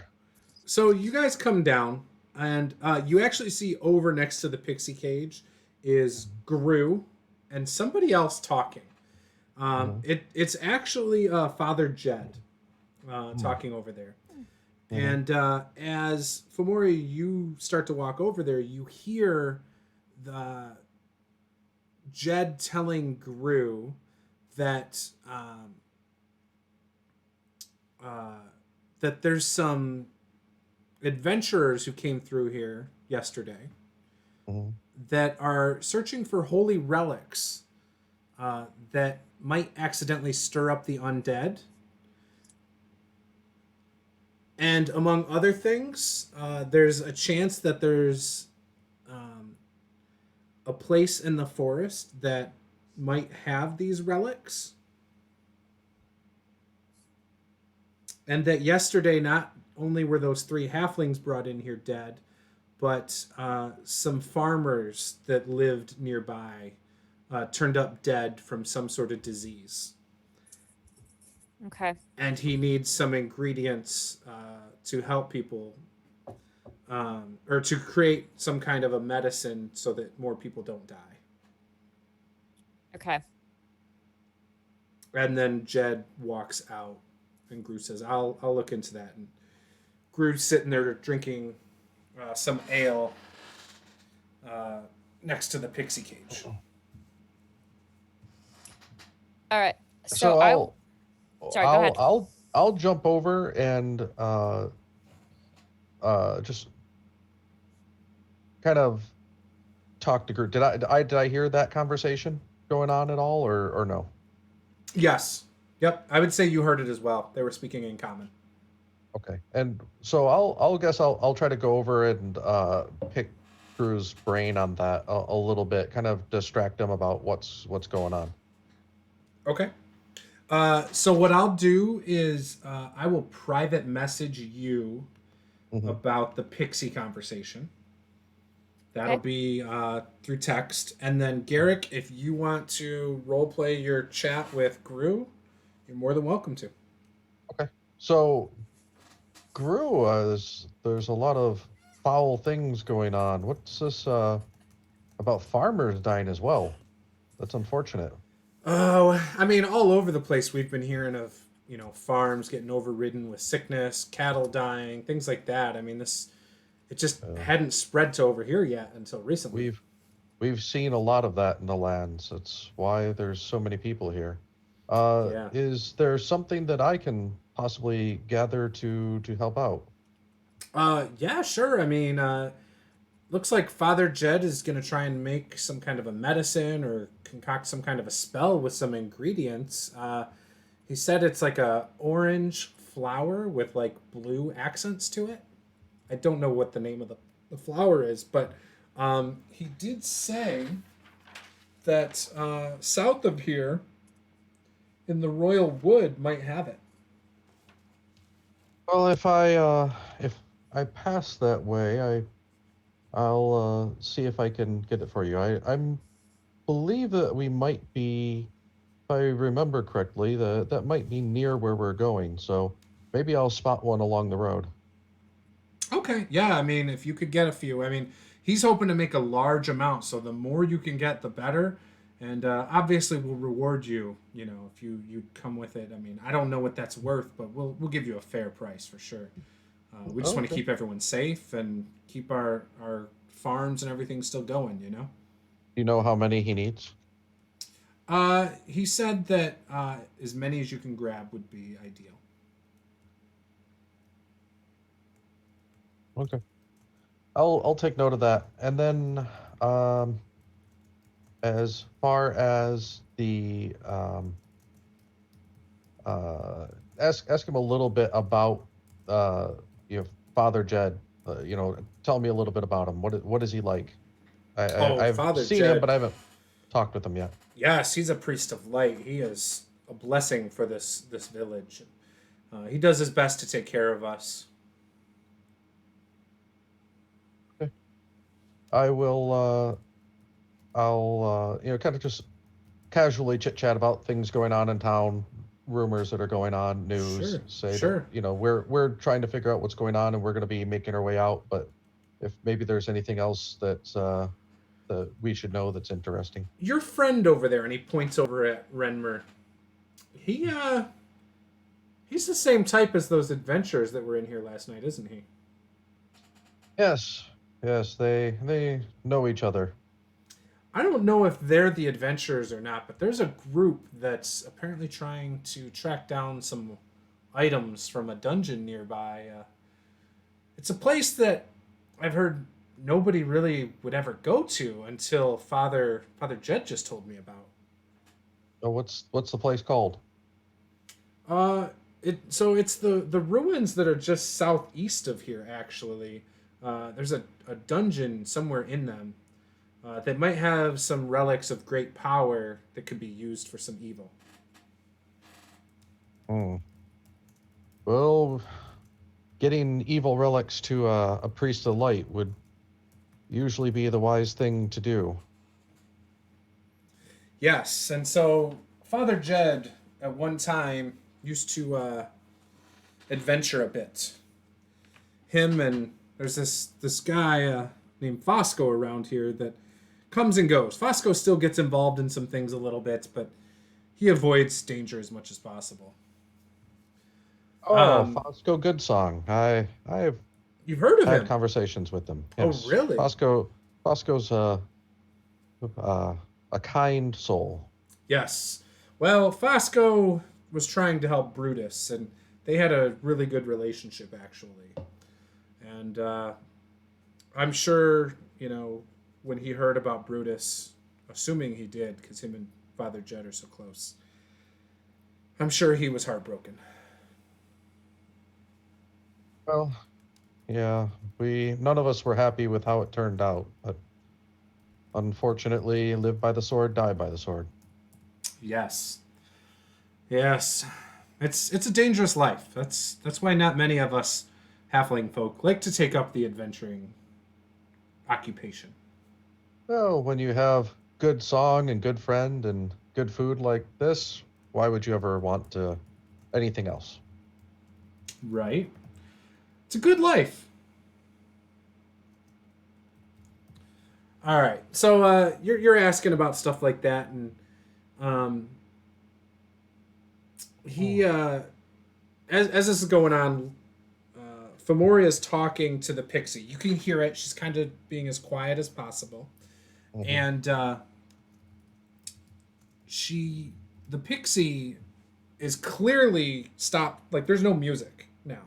The pixie is talking, and as she's talking, she's like glowing brighter and brighter, and then dark and like or dimming.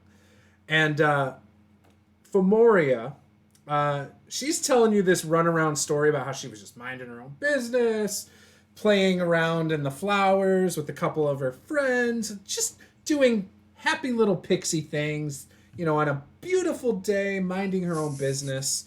And they grabbed her with a butterfly net, and it was cruel what they did to her, and they put her in this golden cage. It's just not right. No, that sounds terrible, dear. Is there a representative of your people who I could tell of your plight?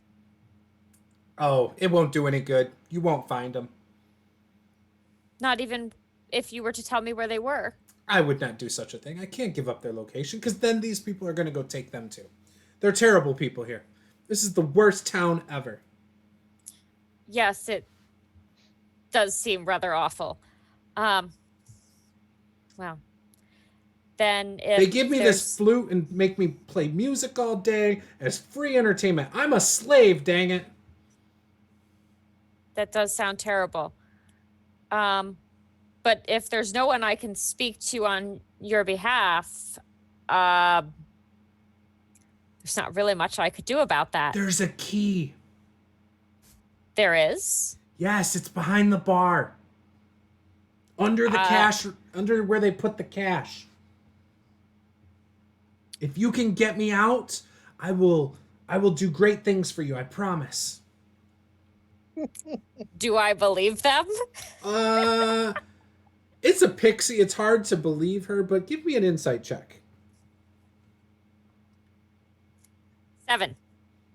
You think that she might be so desperate that she could be telling the truth, but she's a pixie and they're not very trustworthy. Well, Oh, God. behind the bar is well guarded, but if I see an opportunity, I shall consider it highly. And I'm going to turn and walk out. Okay. Gru saw you talking to her and just kind of looked at you and was like, huh, okay. I'll wait outside for Garrick and Renmore to come join me. Okay. Yeah, let's join her and make our way over to Father Jed, and we can speak of what the pixie said along the way. Sure. I wish I had a fun story to tell. She was actually very light on details. She claimed to be falsely imprisoned, but was clearly not telling the truth. As she said she was set up, but then couldn't or wouldn't elaborate on what she was set up to have done, just that she was captured and brought here, and has offered some sort of vague reward if someone would steal a key from behind the bar and free her. The townspeople said that the pixies, there were several pixies in town that were playing pranks on the citizenry. And after a while, they managed to catch one. The others escaped. And they were making her play music in the inn for, I believe, a year for punishment. So I would say that that's far more likely. But I was hoping that the pixie would spin a more incredible tale.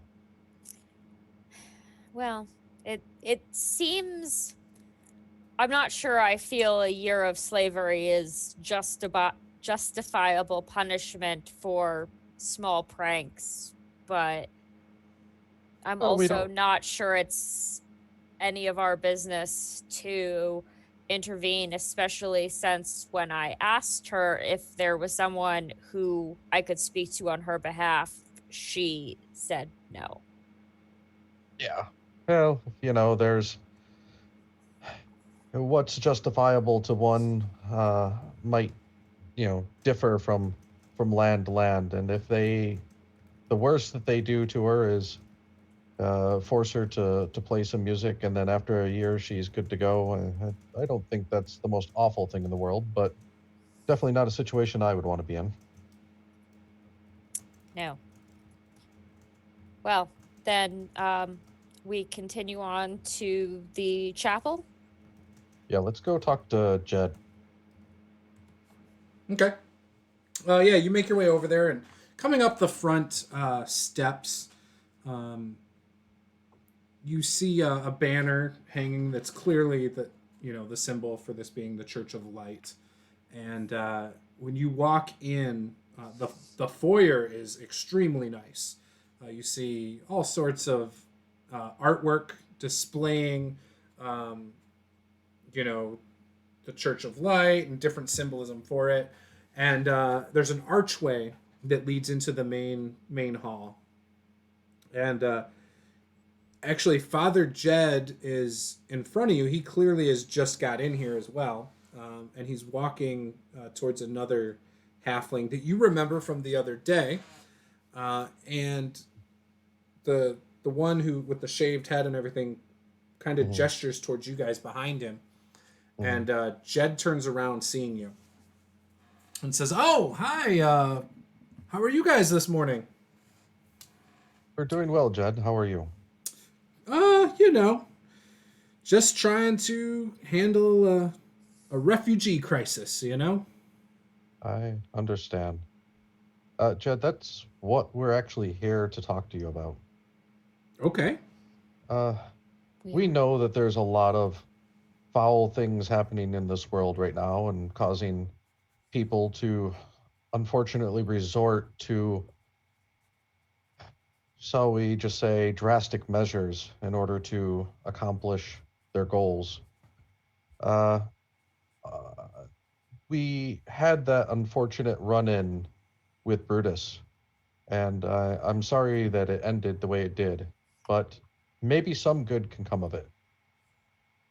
Sure, sure. What can I do you for? Well, we're looking to improve the lot in life of all of these refugees.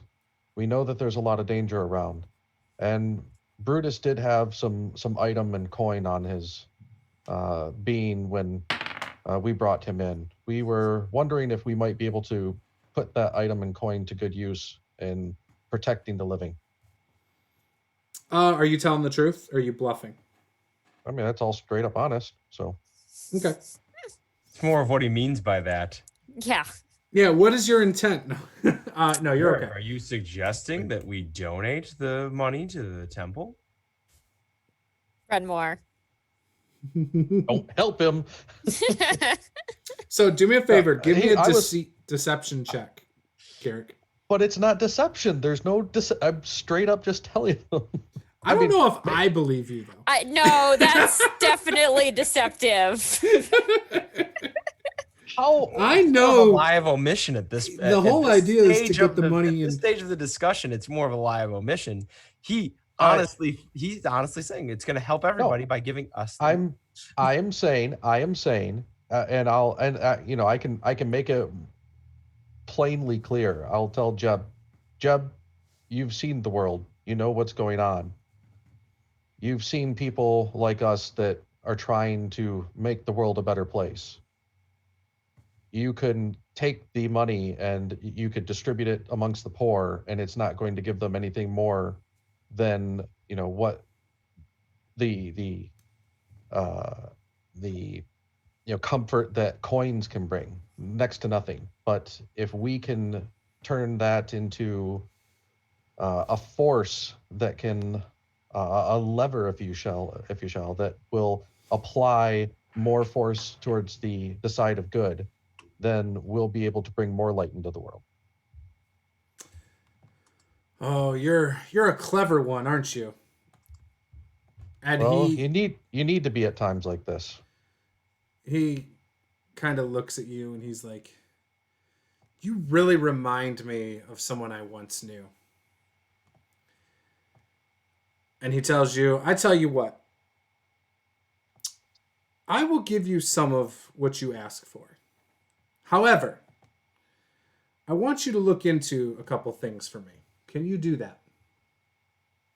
The flowers that you're looking for, the blue and orange ones that are near the royal wood. Yes, that would be one of the things. Maybe the relics that are in the forest to the southeast of here. That is far more interesting and more important to me. You With see, your word goals- spreading of this shadow dragon and the army and everything, if these relics fell into the wrong hands, well, it could enslave us all. I have stared into the eyes of Murgadon. I wish nothing more than to see it removed from this world. When you say that, he feels it in his core that you're telling the truth, and he hands you 100 gold. And he tells you can have all of the equipment that was on Brutus. Okay. And he says, if you bring these things back for me, I will make it worth your time. I will give you far more than this because, gosh dang it, if you're anything like my old friend, then I think you will appreciate some of the things I can give you. And he tells you, have you ever heard of Grumduck Leadgut? Is that someone I've heard of? Give me a history check.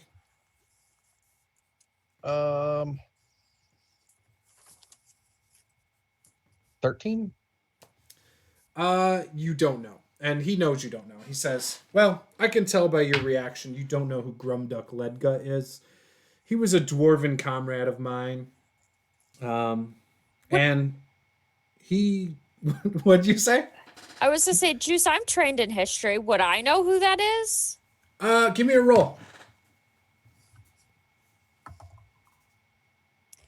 15? Okay, so I'll say you know. So Grumduck Leadgut is a famous dwarf. And many people think Leadgut is his last name. It's a nickname. It's a nickname he got because he can eat anything. He can consume anything, and it does not upset his stomach. Okay? Okay.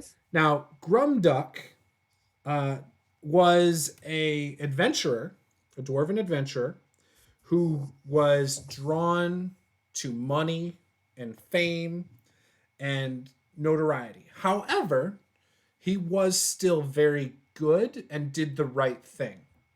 But when it came to having to choose between doing the right thing and money, he left it up to chance. And he'd flip a lucky coin he had, and whatever it landed on, he would do either the good thing or the thing for money. He craved magical items, dwarven artifacts, and things like that. So anyways, he was known for getting into like food eating competitions and stuff. Anyways,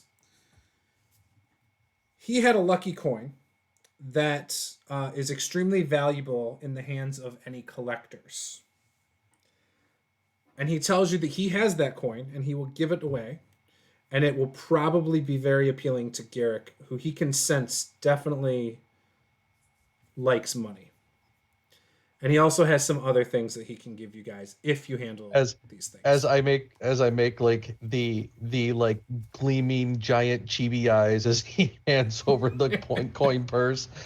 Oh, I've seen that look before. And right. he tells you that Grumduck Leadgut actually died fighting Meregdon. Well, that sounds like the type of friend that I would like to have. I envy you. Can you possibly do me a favor?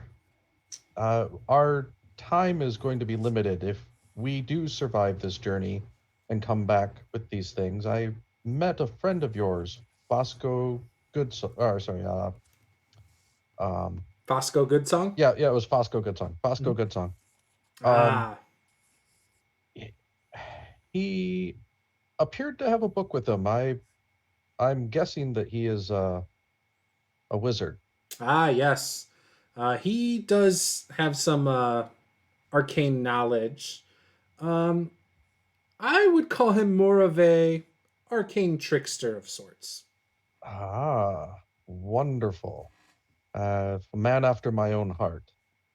I would, in these times, coming across another who collects spells is rather difficult. So if maybe we come back, you could convince him to let me sit down and study the spells that he's encountered. Obviously, I might not be able to understand everything that he's encountered, but maybe there's a few that I could glean and find useful in my travels. He's kind of stingy with that, but I'm sure you might be able to work something out. He comes and goes. He's kind of a free spirit. Okay. Well, if you see him, possibly put in the good word for me. Will do. And if you know something that he happens to like, maybe I can keep an eye out for it. He is more about getting people to do things for him, which I'm sure you've seen. He brings me all these random things that he finds out about constantly in his travels. And yeah, he likes to set things in motion. Okay. So if you ever have information that you can give him, that would probably be far more appealing. However, it's very hard to have information to give to him that he does not already have. Oh, we have a few nuggets. Excellent. Well, I'm glad that you're going to take on these quests for me. They are of the utmost importance. Oh, we'll see to the relics right away. The Royal Wood, we have some business that was recommended by Fosco in the Mushroom Kingdom, and they're nearby, so possibly when we get that way. Oh, by the way, what do you know of the Lake of Heroes? Oh, yes. Well, there's dungeons that delve deep under mountains, under the lake, and there's ruins, many ruins around that lake. It used to be a bunch of like settlements around there, and cities and temples.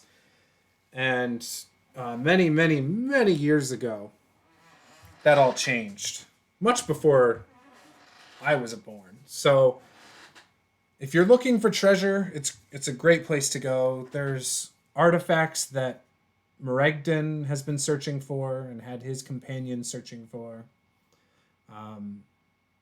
Things that could bring him to his death. Well, after we're done finding the ones that you speak of, maybe we'll go there and liberate a few more, keeping as many as possible out of the hands of Meregden. I would hate to see him more powerful. He was terrifying enough as he is. Be very careful. It's called the Lake of Heroes for a reason. Because there are many heroes there that never make it out. Exactly. As You I are a say. smart one. Well, I try. Well, thank you very much, Jed. I turn to my companions and see if any of them have questions or wish to address him at all. I think we addressed everything rather important. You're muted, by the way, Laura. Nothing. There you go. While are we set on like healing supplies, things like that we might need? Is there anything that we might want to consider? I mean, if he's As you cleric say of that to light. her in front of him, he says, "Are you looking for magical healing of sorts?" If you have it available. So obviously it costs us to make these things. Mhm. I could Uh-huh. definitely sell you some potions. How much does a potion cost? So cure wounds would be about 50 gold. Greater, I think it's the next tier up. That would be about 150, and the one above that would be about 500. I'll take how many of the 50 gold piece ones do you have? Those ones we can make pretty quickly and easily, so we can get you as many as you want of that. I'll take 4. Okay, 4 it is. I The hand other over the two, gold. they only have 2 of each. hand over the I gold. I ask Jed just if he's familiar. Father Jed, are you familiar with regeneration? Of course. I'll whisper to him. My friend has seen some battle and he's made do. But if I wanted to make him whole, what would that cost? Well, what could you offer? Well, I don't have much right now, but if there's something that you're looking for, we're heading out. But I'd like to know what I could bring back that might make that possible. I tell you what, you bring me the artifacts that I asked for and those flowers. that we need, and I will make your friend's foot whole again. Looking at the metal foot, it's like, I'm assuming that's what you're talking about? Yes, he's grown fond of his metal foot, but maybe he'll decide that he wants to be whole again. So we'll leave it up to him. But when we come back, if we are able to recover everything, then I'll leave it up to him to decide which way he'd rather be. Ah, yes. Understandable. We can make that happen. Not a problem. All right. I will be indebted to you should you bring back that artifact or those artifacts. And I'll just ask him briefly, do you have specifics on what we're looking for, just to make sure we don't leave anything behind? Great question. He could always tell it to me and we could discuss it later. That's fine. Yes. Yeah, he tells you. I'll send you something later. But yes, he tells you a few things in particular. Okay. Would that be all? I think so. Yeah. Take this as well, and he hands you a vial of holy water. Thank you. Oh, very useful. All right. So with that, we're going to wrap up here. Next session, I'll assume you're stepping out to whichever direction you wanted to go first. But where are you trying to go first? I say we just try to get that stuff done. The recover the artifacts that he said there. I think Okay. if they're very adamant that could cause problems in the area. That would And definitely be it's- the more urgent, yes. It's close by and it's urgent, so we could do that along the way. And maybe we won't come back to town. Maybe we'll just continue through the Mushroom Kingdom. Okay. And then maybe we'll go to the Lake of Heroes, or maybe we'll catch up there on the way back. It Okay. sounded like they needed the flowers right away for medicine. Mm-hmm. That's kind of why I'm thinking if we go to do that and then go to the Mushroom Kingdom. The Royal Woods are near the Mushroom Kingdom. And then maybe we can either come back or come back and then go to the Lake of Heroes, or go to the Lake of Heroes and then come back. So the Royal Woods are where the flowers are. Correct. Yes. Yep. Okay.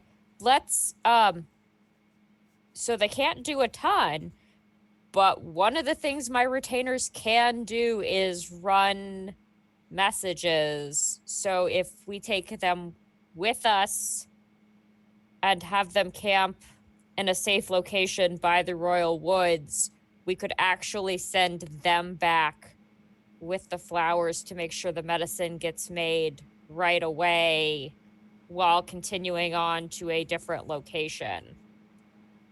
Depending on, they're flowers. They don't weigh that much. I could probably put them in a small satchel and send Kraken back with them too. That's probably far safer than sending your retainers on the road alone. I mean, up And he can until go- and he until doesn't need- yesterday, I would not have agreed. I would have said it's quite safe for them to travel by themselves, but apparently that's not the case here. Yeah, and he can go as the crow flies, if you will, and not have to take roads either, which makes it a little bit faster and safer. That might be the way to go then. Yeah, Okay. that's Cool. a good idea though. So All right. next session, we'll pick up there. I'm going to end the stream here. So thank you for watching, anyone who tuned in. Sorry that we did not go with the pictures, with the visuals of the actual players.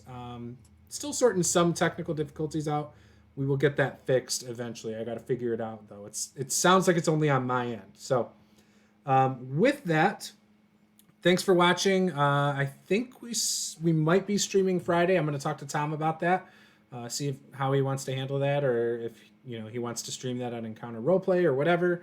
Not a problem, but we'll talk about that. He has a game on Friday, whether it's here or on Encounter Roleplay. No, I was figure gonna say I can't put a game on Encounter Roleplay. Oh, okay. I don't know where it's going, but anyways, we'll figure it out. You'll be able to watch or listen to it somehow. So that's it, though. So talk to you guys next time, and happy gaming.